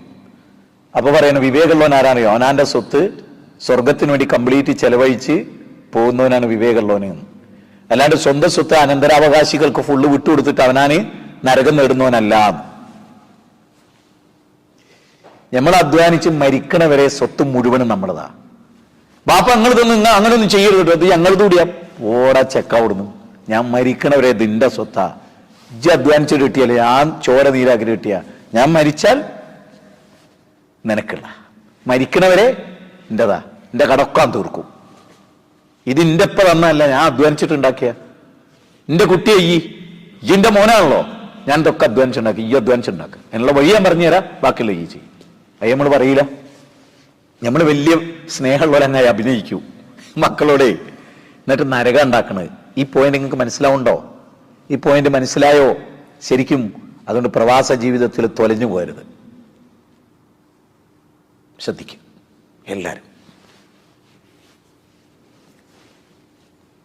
ആയത്തൊന്നൂർ പറയണേ. ഒരു പാകിസ്ഥാനി, എപ്പോഴും പറയുന്നതാണ്, വീണ്ടും പറയാണ്. ஆனால் എപ്പോൾ പറഞ്ഞാലും പോയിന്റാണ്. അതുകൊണ്ട് ഞാൻ ദുബായിലുള്ളൊരു സമയത്ത് 6 നില കെട്ടിടത്തിന്റെ മുകളിൽ ഒരു പാകിസ്ഥാനി താഴോട്ട് വീണ്.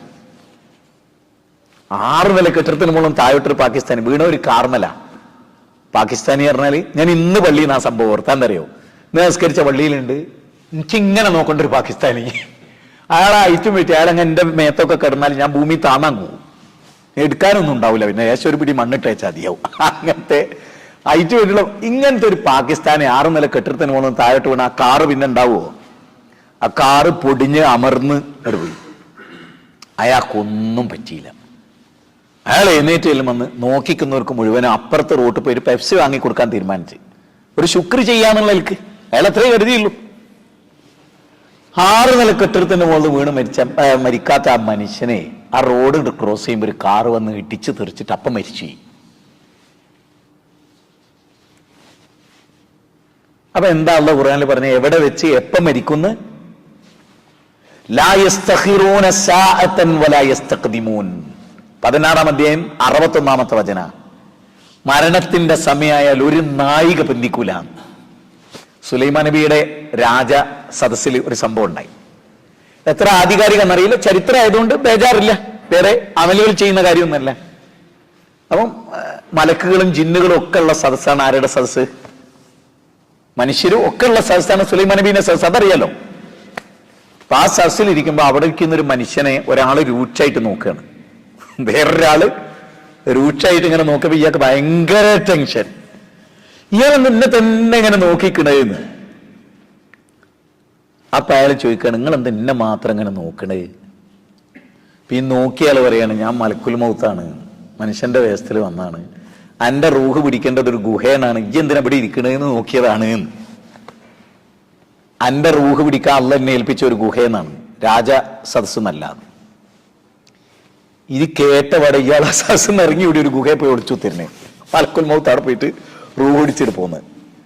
കാരണം എവിടെ വെച്ച് എപ്പോ. ഇന്നലെ തുർമുദി പറയാണ്, ഒരു ഹദീസ് പറയാണ്, ഒരാൾ മരിക്കേണ്ട ലൊക്കേഷനിൽ നട്ടപ്പാതിരാക്ക് ഉറങ്ങുമ്പോ ആ ടൈമിലാണ് മരിക്കണ്ടെങ്കിൽ അയാളെ അവിടെ അള്ള എത്തിച്ചിരിക്കുന്നു. ഒരു ഫോൺ കോൾ വന്ന സുഹൃത്തിന്റെ ഇന്ന സ്ഥലത്തേക്ക് വരണമെന്ന്. ഭാര്യ ഒന്നും അറിയാതെ അയാൾ തിരിച്ചു പോയാൻ വരുമല്ലോ എന്നുള്ളവർക്ക് ഫ്രണ്ടിന്ന് പൂട്ടി അയാൾ പോയി. മരിക്കേണ്ട ലൊക്കേഷനിലേക്കാണ് അള്ള അയാളെ കൊണ്ടുവരുന്നത്. അള്ള പറയാം ഒരു കാരണം ഉണ്ടാക്കും. ആ മരിക്കേണ്ട ലൊക്കേഷനിലെ ആ മനുഷ്യൻ, നമ്മൾ ചോദിക്കുക അയാൾക്ക് എന്ത് കാരണപ്പുള്ളു അവിടെ ചെല്ലണ്ട, എന്ത് കാര്യം എന്നേക്കുള്ള. ഇങ്ങനെ മരണത്തെ അഭിമുഖീകരിക്കേണ്ടി വരുന്ന നാം ഒരു ഖുർആന്റെ വചനം കേട്ടോടെ കേട്ടോ, പെട്ടെന്ന് ഓർമ്മ വന്നാണേ. 39-ാം അധ്യായം സൂറത്ത് സുമറാണ്, 42-ാമത്തെ വചനം. വല്ലാഹു യതവഫൽ അൻഫുസ ഹീന മൗതിഹാ വല്ലതീ ലം തമൂത് ഫീ മനാമിഹാ. ആയത്ത് എന്താ പറയുന്നത് അറിയോ? നിങ്ങൾ ഉറങ്ങുമ്പോൾ നിങ്ങളെ റൂഹ് പിടിക്കും അല്ലാഹു. റൂഹ് തിരിച്ചു കൊടുക്കാൻ വിചാരിച്ച ആളുകൾക്കുണ്ടല്ലോ, ഓർക്ക് സുബൈക്ക് ആത്മാവിനെ അള്ള വിട്ടുകൊടുക്കും. ഈ ആയത്ത് നിങ്ങളൊന്ന് കേട്ടുനോക്കിയേ. നീ കിടന്നു, എനിക്കറിയാൻ ചില ആളുകളുടെ മരണം നാട്ടിൽ കഴിഞ്ഞ നോമ്പിന് ഭാര്യയിൽ നിന്ന് അത്തായൊക്കെ കഴിച്ച സുബൈൻ്റെ മുമ്പ് അയാൾ വെറുതെ ഒന്ന് കിടന്നു, അയാളങ്ങ് മയങ്ങിപ്പോയി. സുബൈക്ക് കാണാറായപ്പോൾ പോയിട്ട് പിടിച്ച് കുലുക്കി നോക്കിയാ, അപ്പൊ ഇങ്ങനെ ചൂട് തടഞ്ഞു വരികയാണ്, മരിച്ചിട്ടുണ്ട്. ഉറക്കത്തിൽ പിടിക്കും. അപ്പൊ അങ്ങനെ പിടിക്കാൻ അള്ള നിശ്ചയിച്ച ഒരാളാണ് ഞാൻ. നിങ്ങൾ വിചാരിച്ചു നിങ്ങളെ പറ്റി പറയുമ്പോൾ നിങ്ങൾക്ക് ബേജാറ്. ഞാനിപ്പോ ഇന്ന് രാത്രി 12 മണിക്ക് ഈ ഇവിടെ വെച്ച് മരിക്കാൻ അള്ള തീരുമാനിച്ച ഒരാളാണ് ഞാൻ വിചാരിക്കുക. ഇനി എനിക്ക് എത്ര മണിക്കൂറുണ്ട്? ഞാൻ ചോദിക്കുക നിങ്ങളോട്, മരണത്തിന്റെ സമയം അള്ള അറിയിക്കാത്തതുകൊണ്ട് ആത്മാർത്ഥമായി ഞാൻ ചോദിക്കുകയാണ്, ഒരുങ്ങുന്നുണ്ടോ? എപ്പം മരിച്ചാലും ഇപ്പൊ മക്കളെ വിളിച്ചിട്ട് ഇബ്രാഹിം നബി പറയണത്, മക്കളെ ഒറിജിനൽ മുസ്ലിം ആയിട്ട് ജീവിക്കണം. ഫലാ തമൂതുന്ന ഇല്ലാ വഅൻതും മുസ്ലിമൂൻ. മോനെ ഇസ്മായിൽ, ഇസ്ഹാഖ്, മുസ്ലിം ആയിട്ടല്ലാതെ മോനെ മരിക്കല്ലേ. മുസ്ലിമിന് പറ്റാത്തൊരു സ്വഭാവം മോനെ ചെയ്യരുതേ. 2-ാം അധ്യായം സൂറത്ത് ബഖറ 132, 3-ാം അധ്യായം 102. യാ അയ്യുഹല്ലദീന ആമനൂ തഖുല്ലാഹ ഹഖ തുഖാതി വലാ തമൂതുന്ന ഇല്ലാ വഅൻതും മുസ്ലിമൂൻ. മുസ്ലിങ്ങളായിട്ടല്ലാതെ നിങ്ങൾ മരിക്കരുത് എന്ന് പറഞ്ഞാൽ അതിന്റെ അർത്ഥം എന്താ? ഒരു മുസ്ലിമിന് യോജിക്കാത്ത ഒരു പ്രവൃത്തിയും ജീവിതത്തിന്റെ ഒരു ടൈമിലും ചെയ്യാതെ സൂക്ഷിച്ചോ, മലക്കുൽ മൗത്ത് എപ്പം വന്നാലും റെഡി. അങ്ങനെ ജീവിക്കാൻ നമ്മൾക്ക് ഇനി എന്താ ചെയ്യേണ്ടത്? അതാണ് ഇനി 3 മിനിറ്റ് കൊണ്ട് ഞാൻ പറഞ്ഞ് അവസാനിപ്പിക്കുന്നത്. തുടരണോ? കുറച്ച് സമയമുണ്ട് കേട്ടോ, വളരെ ചുരുങ്ങിയ സമയം. ഇനി ഞാൻ ചോദിക്കുന്ന ചോദ്യങ്ങളൊന്ന് ക്ലിയർ ചെയ്ത് കേൾക്കും. മരണം വന്നെത്തുന്നതിന് മുമ്പ് തൗഹീദ് ക്ലിയർ ആണോ? നമ്മുടെ പടച്ചോനെ മാത്രം ആരാധിക്കുന്നവരാണോ നമ്മൾ? അത് ഉറപ്പ് വരുത്തുക. ഒരു നിലക്കും ശിർക്ക് വരുന്നില്ല എന്നുറപ്പ് വരുത്തുക. അപ്പൊ നമസ്കരിക്കുകയാണ് നമ്മളെ രണ്ടാളും നോക്കുന്നുണ്ട് എന്ന് വിചാരിക്കുക. അപ്പൊ ഉണ്ടൊരു ശിർക്ക് വരാൻ, അപ്പൊ ഒരു ശിർക്ക് വരുന്നുണ്ട്. അതെന്താ? ഈ നോക്കിക്കൊണ്ടിരിക്കുന്ന സമയത്ത് ഓനെ കാണുന്നുണ്ട്, ഞാൻ തർക്കടില്ലാത്ത ഒരു നിസ്കാരക്കാരനാണ്, ഓന് തോന്നിക്കോട്ടെ എന്ന് കരുതി നമ്മളൊന്ന് ഭംഗിയാക്കി നിസ്കാരം വളരെ ഹോൾഡ് ചെയ്ത് പിടിച്ചിട്ട് റുക്കൂം സുജൂദും ഒക്കെ മാഷാ അല്ലാഹ് വല്ലാത്തൊരു നിസ്കാരമായിട്ടുള്ളത്. അതിന് ശിർക്കുൽ അസ്ഗർ എന്നാ പറയാ. എന്താണ്? ചെറിയ ശിർക്ക്. ചെറിയ ശിർക്ക്. റിയാ എന്താണ്? ലോകമാന്യം എന്താണ്? ചെറിയ ശിർക്കാണ്. അങ്ങനെ നമുക്ക് വരാറുണ്ടോ? ഒരു ചരിത്രം. 18-ാം അധ്യായം ഏതാണ്? സൂറത്ത് കഹ്ഫാണേ. അല്ല, എത്ര ആയത്തുണ്ട്? മാഷാ അല്ലാഹ് 110 അല്ലേ? 110-ാമത്തെ ആയത്ത് എന്താണെന്നറിയോ? ആ ഇറങ്ങാനൊരു പശ്ചാത്തലം എന്താണെന്നറിയോ? അറിയോ? ആർക്കെങ്കിലും അറിയോ? ആ ആയത്ത് ഇറങ്ങാനൊരു പശ്ചാത്തലം ഉണ്ട്. അറിയുന്നൊന്ന് കൈബന്ധിക്ക്. ശരി, എന്നാ കേട്ടോളി. ഒരു വ്യക്തി അയാൾ അള്ളാഹുവിന്റെ റസൂലിനോട് പറയാണ്, നബിയെ ഞാൻ കുടുംബത്തിനൊക്കെ ഹെൽപ്പ് ചെയ്യും. നമ്മളൊക്കെ തന്നെ എന്ത് ചെയ്യും? കുടുംബത്തിന് എന്തെങ്കിലും ഒരു പ്രതിസന്ധി ഉണ്ടെങ്കിൽ നമ്മളെല്ലാം ഹെൽപ്പ് ചെയ്യും. എന്നിട്ട് ഇയാൾ പറയാണ്, നബിയെ ഞാൻ അള്ളാഹുവിന്റെ വജ്ഹയെ ഉദ്ദേശിക്കുന്നുള്ളൂ, പക്ഷേ ഞാൻ ഈ ചെയ്യുന്ന അമൽ ഒരു 4 ആൾ അറിയുമ്പോൾ എനിക്കൊരു നിർവൃതിയുണ്ട്, അത് ഞാൻ ആഗ്രഹിക്കുന്നുണ്ട് എന്ന്. അപ്പിറങ്ങിയ ആയത്താ അത്. എന്നെ ആയത്തൊന്ന് ഓതിയൊക്കെ. കുല്ലിന്നമ അനബശറും മിസ്ലുക്കും യുഹ ഇലയ്യ യുഹ ഇലയ്യ അന്നമ ഇലാഹുക്കും. എന്നിട്ട് എന്താ പറയണേ? ഫമൻകാന, ആ ഭാഗം ഒന്ന് ഓതിയേ. ഫമൻകാന യർജു ലിഖാ റബ്ബി ഫൽയഅമൽ അമലൻ സ്വാലിഹ വലാ ഉശ്രിക്. ഓ, എന്തേ പറഞ്ഞേ? അമലു സ്വാലിഹാത്ത് ചെയ്യുന്നവൻ ശിർക്ക് വരാതെ സൂക്ഷിച്ചോട്ടെ. എന്താ അമലു സ്വാലിഹാത്തിലെ ശിർക്ക്? ഇയാൾ എന്തേ പറഞ്ഞേ? ഈ മനുഷ്യൻ എന്തേ പറഞ്ഞേ? അള്ളാന്റെ വജയാണ് ഞാൻ ആത്യന്തികമായി ഉദ്ദേശിക്കുന്നത്. പക്ഷെ അതൊരു 4 ആളറിഞ്ഞിന്നൊന്ന് പ്രശംസിക്കുന്ന എനിക്ക് ഒരു ഹാപ്പിയാണ്. അപ്പോഴാ അള്ള ഈ ആയത്ത് ഇറങ്ങി. അമലു സ്വാലിഹാത്ത് ചെയ്യുമ്പോൾ അതിൽ ശിർക്ക് വരാതെ. അതുകൊണ്ടല്ല അർശന്റെ തണൽ നിൽക്കുന്ന 7 വിഭാഗത്തിന്റെ ഒന്നെന്താണ്? വലത്തേക്ക് എടുത്തത് അതറിയാതെ. അതുകൊണ്ട് നമ്മൾ എന്ത് കാര്യവും അള്ളാനെ മുൻനിർത്തി ചെയ്തോളി, അത് മാത്രമേ ഉണ്ടാവും. മരിക്കുമ്പോൾ ഒരു ഏറ്റവും വലിയ സമാധാനം എന്തായിരിക്കണം? റബ്ബിനെ മുൻനിർത്തി ചെയ്ത അമലുകളായിരിക്കും നമുക്ക്. അപ്പോ ഞാൻ പറഞ്ഞു, ഒരു പോയിന്റ് പറഞ്ഞു, ഷിർക്ക് വരാതെ. ഷിർക്കുൽ അസ്ഗറും വരരുത്, ഷിർക്കുൽ അക്ബറും വരരുത്. രണ്ടാമത്തെ കാര്യം, പരലോകത്ത് ആദ്യം വിചാരണ ചെയ്യുന്ന ഇബാദത്ത് ഏതാ? അത് നല്ല കറക്റ്റാണ്. എല്ലാ സുന്നത്തും ക്ലാരിറ്റി വരുത്തി. അതായത് നബി കൈ എത്ര ഉയർത്തി, എവിടം വരെ ഉയർത്തി. ഇപ്പം നിങ്ങൾ നോക്ക്, ഞാൻ എനിക്ക് സങ്കടം എന്ന് പറയാൻ, ഇമാം ബൈഹഖി 30 സ്വഹാബിമാരിൽ നിന്നാണ് കൈ ഇങ്ങനെ ഉയർത്തി കെട്ടുന്നതിനെ കുറിച്ചുള്ള റിപ്പോർട്ട്. ഒന്നുകൂടി ചിന്തിക്ക്. ഇമാം ബൈഹഖി 30 സ്വഹാബിമാര് സാക്ഷി. എന്ത്? നബി ഇങ്ങനെ കൈ ഉയർത്തിയിട്ട് ഇങ്ങനെ കെട്ടിയിരുന്നു. ഇമാം ബുഖാരി 17 സ്വഹാബിമാരിൽ നിന്നാണ് റിപ്പോർട്ട് ചെയ്യുന്നത്. എന്ത്? കൈ ഇങ്ങനെ അല്ലാഹു അക്ബർ എന്ന് കൈ ഉയർത്തി കെട്ടിയിരുന്നു. മാത്രമല്ല, കൈ ഉയർത്തൽ എങ്ങനെയായിരുന്നു എന്നും വെച്ചത് എങ്ങനെയായിരുന്നു എന്നും കൈ പിടിച്ചത് എങ്ങനെയായിരുന്നു ഒക്കെ ഹദീസിലാണ്. കൈ ഇതാ നോക്കി, ഒന്ന് നോക്കി. നമ്മൾ സാധാരണ ഇങ്ങനെ ഉയർത്തുന്നവരുണ്ട്, പല കോലത്തിൽ ഉയർത്തുന്നവരുണ്ട്. അങ്ങനല്ല, ഇതാ ഇത് നോക്കി, ഇവിടെ നോക്കി. ഈ ഇത് കണ്ട, ഷോൾഡർ കണ്ടോ? ഇതാണ് സ്വഹിയായ ഏറ്റവും ശ്രേഷ്ഠമായ കൈ ഉയർത്തലായത്. ഇങ്ങനെ കൈ ഉയർത്തി കെട്ടേണ്ട എങ്ങനെ? ഇതിന്റെ ഈ മണിബന്ധം ഉണ്ടോ? കയ്യിൽ ഇങ്ങനെയും വെക്കാം, ഇങ്ങനെയും വെക്കാം. നോക്കൂ, ഒന്നുകൂടി നോക്കൂ.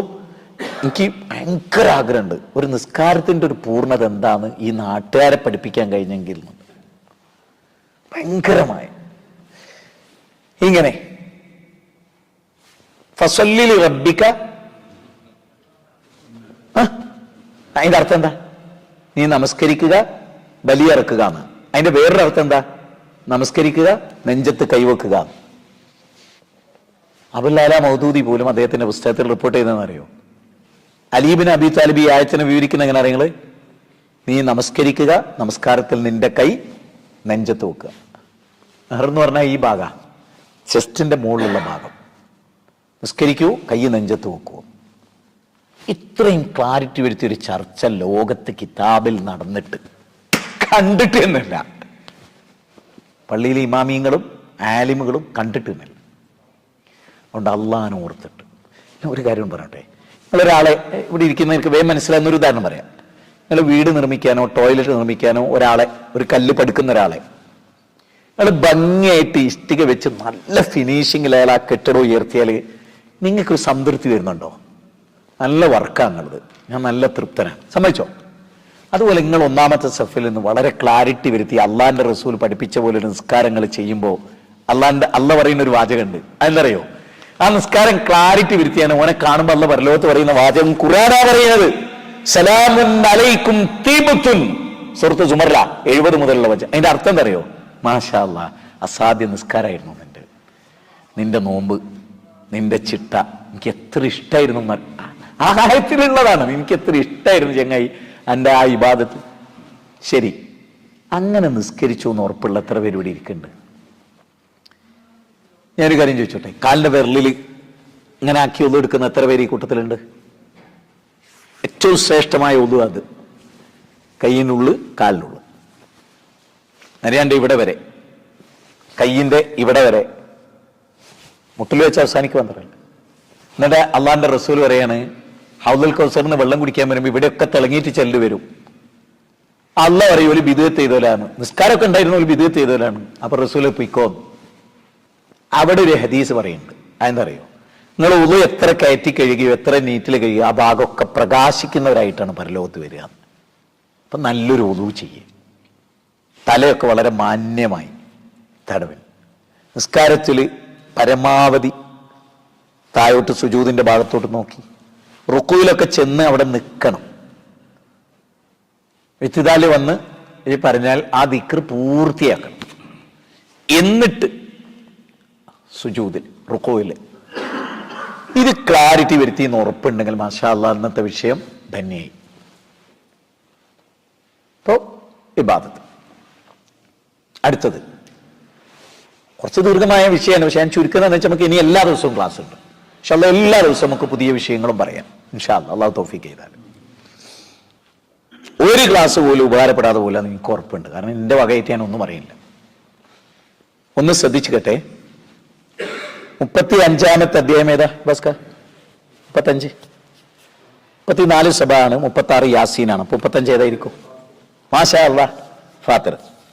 അതിന് 29-ാമത്തെ വചനം 20 നിങ്ങളെല്ലാം എടുത്തു നോക്കണം. 35-ാം അധ്യായം 29. ഇന്ന് ഈ വചനങ്ങൾ നോക്കണം. അല്ലദീന യത്ലൂന കിതാബല്ലാഹി വ അഖാമുസ്സലാ വ അൻഫിഖൂ മിമ്മാ റസഖ്നാഹും സിർറൻ വ അലാനിയ യർജൂന തിജാറത്തൻ ലൻ തബൂർ.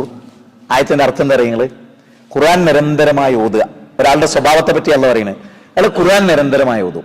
മാത്രമല്ല 5 നേരവും കൃത്യമായിട്ട്. ഒരു ദിവസത്തെ പറ്റിയാ പറയുന്നത്. അയാൾ ആ ദിവസം ഖുർആൻ ഓതാത്ത ഒറ്റ ദിവസം അയാൾക്ക് ഉണ്ടാവില്ല. അതുപോലെ തന്നെയാണ് അയാൾ 5 നേരം നിസ്കാരവും. അല്ലാഹ് പറയുന്നത് ഖുർആന് കൃത്യമായിട്ട് ഓതും, കൃത്യമായിട്ട് നിസ്കരിക്കും. അടുത്ത വാചകം എന്താ അറിയോ? നാം നൽകിയതിൽ നിന്ന് രഹസ്യമായും പരസ്യമായും ചെലവഴിക്കും. അടുത്ത വാചകം എന്താ അറിയോ? തിജാറത്തുൻ ലൻ തബൂർ. ഒരിക്കലും നഷ്ടം സംഭവിക്കാത്തൊരു കച്ചവടക്കാരനാണ് അവന്. ഓനാ സാക്ഷാൽ കച്ചവടക്കാരൻ. നമുക്ക് എത്ര കച്ചവടമുണ്ട്? ഓനാണ് സാക്ഷാൽ കച്ചവടക്കാരൻ. എങ്കിൽ എന്റെ അടുത്ത ചോദ്യം, ഖുർആൻ കൃത്യമായിട്ട് ഓതുന്നവരാണോ ഇരിക്കുന്നത്? അൽ ഖുർആനു റബീയ ഖൽബി. ഖുർആൻ എന്റെ ഹൃദയത്തിന്റെ വസന്തമാണ്. സ്വന്തത്തോട് ചോദിക്ക്, അള്ളാന്റെ ഖുർആനുമായി എത്ര ബന്ധമൊക്കെയുണ്ട്? അടുത്തത് നബി സല്ലല്ലാഹു അലൈഹി വസല്ലമയുടെ ഹുബ്. നമുക്ക് ഹുബ്ബുർ റസൂൽ എന്നൊരു വിഷയം അവതരണുണ്ട്. എന്നായിരുന്നു? നാളെയല്ലേ? ഹുബ്ബുർ റസൂൽ എന്നാണ് നാളത്തെ വിഷയം. ഇൻഷാ അല്ലാഹ് കേൾക്കാൻ പറ്റിയെങ്കിലും വരണം. എന്ന് ചോദിച്ചു മനസ്സിലാക്കി ഉപകാരപ്പെടാതിരിക്കില്ല ഒരിക്കലും. അപ്പോ നബി സല്ലല്ലാഹു അലൈഹി വസല്ലമയെ ശരിക്കും ഉൾക്കൊണ്ടിട്ട് നബിയുടെ ഒരു സുന്നത്ത് എടുക്കുന്നതിലെ ജാഗ്രത അത് നമുക്ക് ശരിക്കും ഉണ്ടാവണം. ഒരു ഉദാഹരണം, നമ്മൾ രാത്രി കിടക്കുകയാണ്, സൂറത്ത് മുൽക്ക് ഓതാൻ പറഞ്ഞു. ആമന റസൂലു ലാ യുകല്ലിഫുല്ലാഹു. 2 വചനം, സൂറത്ത് ബഖറ 285-86. പിന്നെ അനേക വചനങ്ങൾ, ഖുൽ യാ അയ്യുഹൽ കാഫിറൂൻ, മുഅവ്വിദത്താനി. ഇതൊക്കെ ഊതി, ഉദുവൊക്കെ ചെയ്ത് ഇതൊക്കെ ഊതി കയ്യിലൂതി ശരീരം മുഴുവനും തടവി വലതു ഭാഗത്തോട് ബിസ്മിക റബ്ബി വദഅതു ജംബീനോ അല്ലെങ്കിൽ വേറെയും ദുആകളുണ്ട്, അതൊക്കെ ചൊല്ലി കിടക്കുക.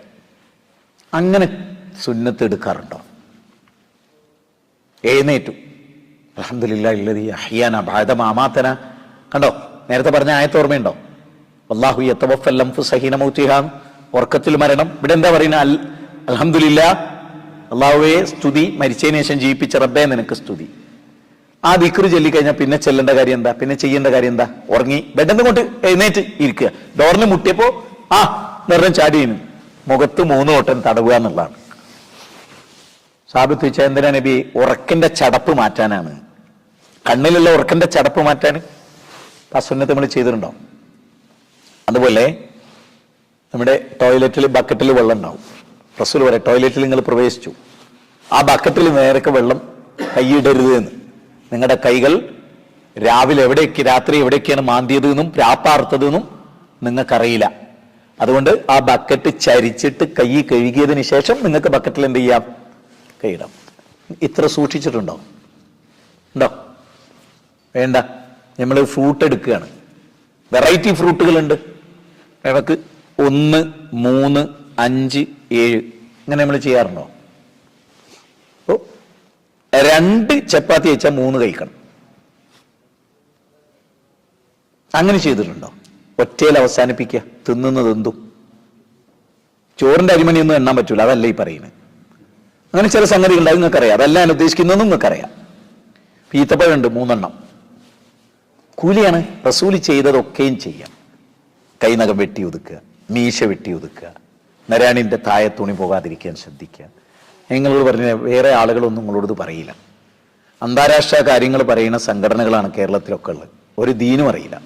ഒരു ഖുത്ബ കേൾക്കാൻ വന്നാൽ പോലും ഓല അന്ന് അമേരിക്കയിൽ എന്ത് നടന്നു, ലണ്ടനിൽ ഇപ്പോൾ എന്ത് നടക്കുന്നു, നേരെ മറിച്ച് ഇവിടെ എൻ്റെ ജീവിതത്തിൽ എന്ത് നടക്കുന്നു അവർക്ക് വിഷയം തന്നെ അല്ല. നിസ്കരിച്ചാൽ വേണ്ടില്ല, നിസ്കരിച്ചില്ല വേണ്ടില്ല, നിസ്കരിക്കുകയാണെങ്കിൽ എവിടെ കയ്യെട്ടിയാലും വേണ്ടില്ല എന്നത് ശരിയല്ല. കാരണം അത് ജനങ്ങളോട് ചെയ്യുന്ന വഞ്ചനയാണ്. ഞാൻ ചോദിക്കട്ടെ, ഇവിടെ ഇരിക്കുന്ന നിങ്ങൾക്ക് ഫലസ്തീനിൽ എന്താ നടക്കുന്നതെന്ന് ഞാൻ പറഞ്ഞു തന്നിട്ട് വേണം അറിയേ? നേരെ നിങ്ങൾ എൻ്റെ അടുത്ത് വരുന്നത് എന്തിനാ? പറയ്, ആത്മാർത്ഥമായിട്ട് പറയും. എന്തിനാ? ദീനുള്ളത് കറക്റ്റ് കിട്ടി അത് ജീവിതത്തിൽ പാർത്താനല്ലേ. നേരെ ചിന്നേക്കാൾ കൂടുതൽ ഫലസ്തീനിൽ എന്താ നടക്കുന്നത് സോഷ്യൽ മീഡിയ നോക്കാൻ നിങ്ങൾക്ക് അറിഞ്ഞൂടെ?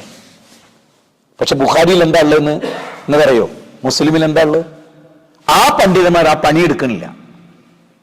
ഞാൻ എന്നോടൊരാൾ പറഞ്ഞാണ്, സാറേ ഞാൻ ടൗണിൽ ഇങ്ങനെ ഒരു പള്ളിയിലാണ് പോണ്, ഞാൻ അന്ന് പത്രം വായിച്ചു പോകുന്ന ആ കാര്യം തന്നെ ഉസ്താദെ അയാൾ പ്രസംഗിക്കണേ. ഏതാ ടീം നിങ്ങൾക്ക്? ഞാൻ ആരെയും കുറ്റപ്പെടുത്തുകയല്ല. അതുകൊണ്ട് അവിടെ വരുന്നു. ഇവിടെ വന്നാൽ 2 ആയത്തും കേൾക്കാം, ഒരു ഹദീസും കേൾക്കാം, ഒരു ചരിത്രവും കേൾക്കാം. ജീവിതത്തിൽ നല്ല മാറ്റം വരുന്നുണ്ട്. മറ്റേ ഞാൻ പത്രത്തിൽ വായിക്കാം, പത്രം അങ്ങോട്ട് ഇടൂ, അത് എന്നെ അവിടെ നിന്ന് ഖുത്ബയും കേൾക്കും. എനിക്കതിൽ പ്രത്യേകിച്ച് എൻ്റെ ജീവിതമായിട്ട് അതിന് പ്രത്യേകിച്ച് ബന്ധമൊന്നുമില്ല. അതുകൊണ്ട് ഞാൻ നിങ്ങളോട് പറയണേ, മൈന്യൂട്ട് കാര്യങ്ങൾ ഞാൻ നിങ്ങൾക്ക് ഇപ്പോൾ പറഞ്ഞു തരികയാണ്. ജീവിതത്തിൽ പകർത്താൻ, പള്ളിയിൽ വരുമ്പോൾ വലത് കാല് വെച്ച് ബിസ്മില്ലാഹി വസ്സലാത്തു വസ്സലാമു അലാ റസൂലില്ല അല്ലാഹു മിഫ്തഹ്ലി. അതിൻ്റെ ഇടയ്ക്കൊരു ചെറിയ ആഡൂറുണ്ട്, അല്ലാഹു മുഫ്ർലി ദുനൂബി അല്ലാഹു മിഫ്തഹ്ലി അബ്വാബ റഹ്മതിക്. ഇത് ചൊല്ലിയിട്ട് പള്ളിയിൽ വരും. പള്ളിയിൽ വന്നാൽ ഒന്നാമത്തെ സഫ് ഒഴിവുണ്ടെങ്കിൽ ആ സഫിലേക്ക് തന്നെ നടന്നു വന്ന് ഒന്നാമത്തെ സഫിന്റെ വലതു ഭാഗത്താണ് ചാൻസ് കിട്ടുന്നെങ്കിൽ ആദ്യം തന്നെ വലതു ഭാഗത്ത്, ഇടതു ഭാഗത്താണ് വേഗം തഹിയ്യത്ത് നിസ്കരിച്ച് അവിടെ ഇരിക്കും. ഇഖാമത്തിന്റെയും തഹിയ്യത്തിന്റെയും ഇടയിലെ ദുആ കബൂലിന്റെ ദുആ. അപ്പൊ ദുആ ചെയ്യാൻ ഖുർആൻ ഓതാം, രണ്ടും ചെയ്യാറുണ്ടോ? എനിക്ക് പലപ്പോഴും സങ്കടം തോന്നിയത്, പള്ളിയിൽ പോകുമ്പോൾ പരമാവധി ഫോൺ എടുക്കാതിരിക്കുക. ഇനി ഫോൺ എടുത്താൽ തന്നെ കീശയിൽ വെക്കുക, നിലത്ത് വെക്കാതിരിക്കുക. അതെന്നെ അതിന്റെ സ്ക്രീനെ നമ്മളിലേക്ക് ആക്കി വെക്കാതിരിക്കുക, ഫോൺ വരുന്നത് കാണുന്ന ഒരവസ്ഥ അല്ലാതിരിക്കുക. കാരണം നിസ്കാരത്തിന് ശ്രദ്ധ തെറ്റിപ്പോവും. അതൊന്നും വരാതിരിക്കുക. ഞാൻ പറയുന്നത് ഇതൊക്കെ നമുക്ക് ശ്രദ്ധിക്കാവുന്ന കാര്യങ്ങൾ, ചെറിയ കാര്യങ്ങളാണ് പറയുന്നത്. അപ്പൊ മരണം വന്നെത്തും മുമ്പേ എന്ന ഈ ക്ലാസ്സിൽ എന്തൊക്കെയോ തെർത്തീബാക്കാനുണ്ട് നിങ്ങൾക്ക് ഈ ക്ലാസ് കൊണ്ട് തോന്നിയോ? ഒന്ന് കൈയൊന്നിച്ച് അങ്ങനെ തോന്നിയവർ ഇതൊക്കെ ഒന്ന് തെർത്തീബാക്കാനുണ്ട്. ശരി, ഈ ക്ലാസ് വിജയിച്ചു, അത്രയും നമ്മൾ ഉദ്ദേശിച്ചുള്ളൂ. ഞാനും നിങ്ങളും ഓരോരുത്തർക്കും അറിയാം ഓരോരുത്തരുടെ തിന്മ എന്താണ് എങ്കിൽ നമ്മൾ നേരത്തെ പറഞ്ഞ ഹദീസ് ഉമർ ബിൻ ഖത്താബ് റളിയല്ലാഹുവിന്റെ വാചകം എന്തായിരുന്നു? ഹാസിബു. ആ പോയിന്റിൽ മനസ്സിനൊന്നും ഉടക്കിയിട്ടൂടെ? മരണം എപ്പോഴും വരാം, അതിന് മുമ്പ് അബൂദറെ ഒരുങ്ങിക്കോ എന്ന് റസൂൽ ചോദിച്ചില്ലേ? അങ്ങനെ നമ്മൾ ഒരുങ്ങുക, ജീവിതത്തിൽ നിന്ന് വിമലീകരിക്കുക, ചിട്ടപ്പെടുത്തുക. സഹാബത്തിന്റെ പ്രത്യേകത ഒരു കാര്യം അവർ കേട്ടാൽ അന്ന് അവർ നടപ്പാക്കും.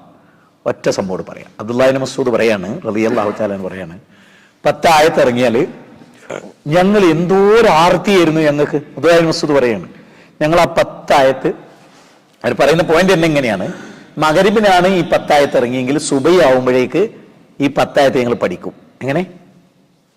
മഗ്‌രിബിനാണ് ഇറങ്ങിയെങ്കിൽ സുബഹി ആവുമ്പോഴേക്ക് ഈ 10 ആയത്ത് പഠിക്കും. എന്നിട്ട് അദ്ദേഹം അടുത്ത വാചകം പറയുന്നത് അറിയോ?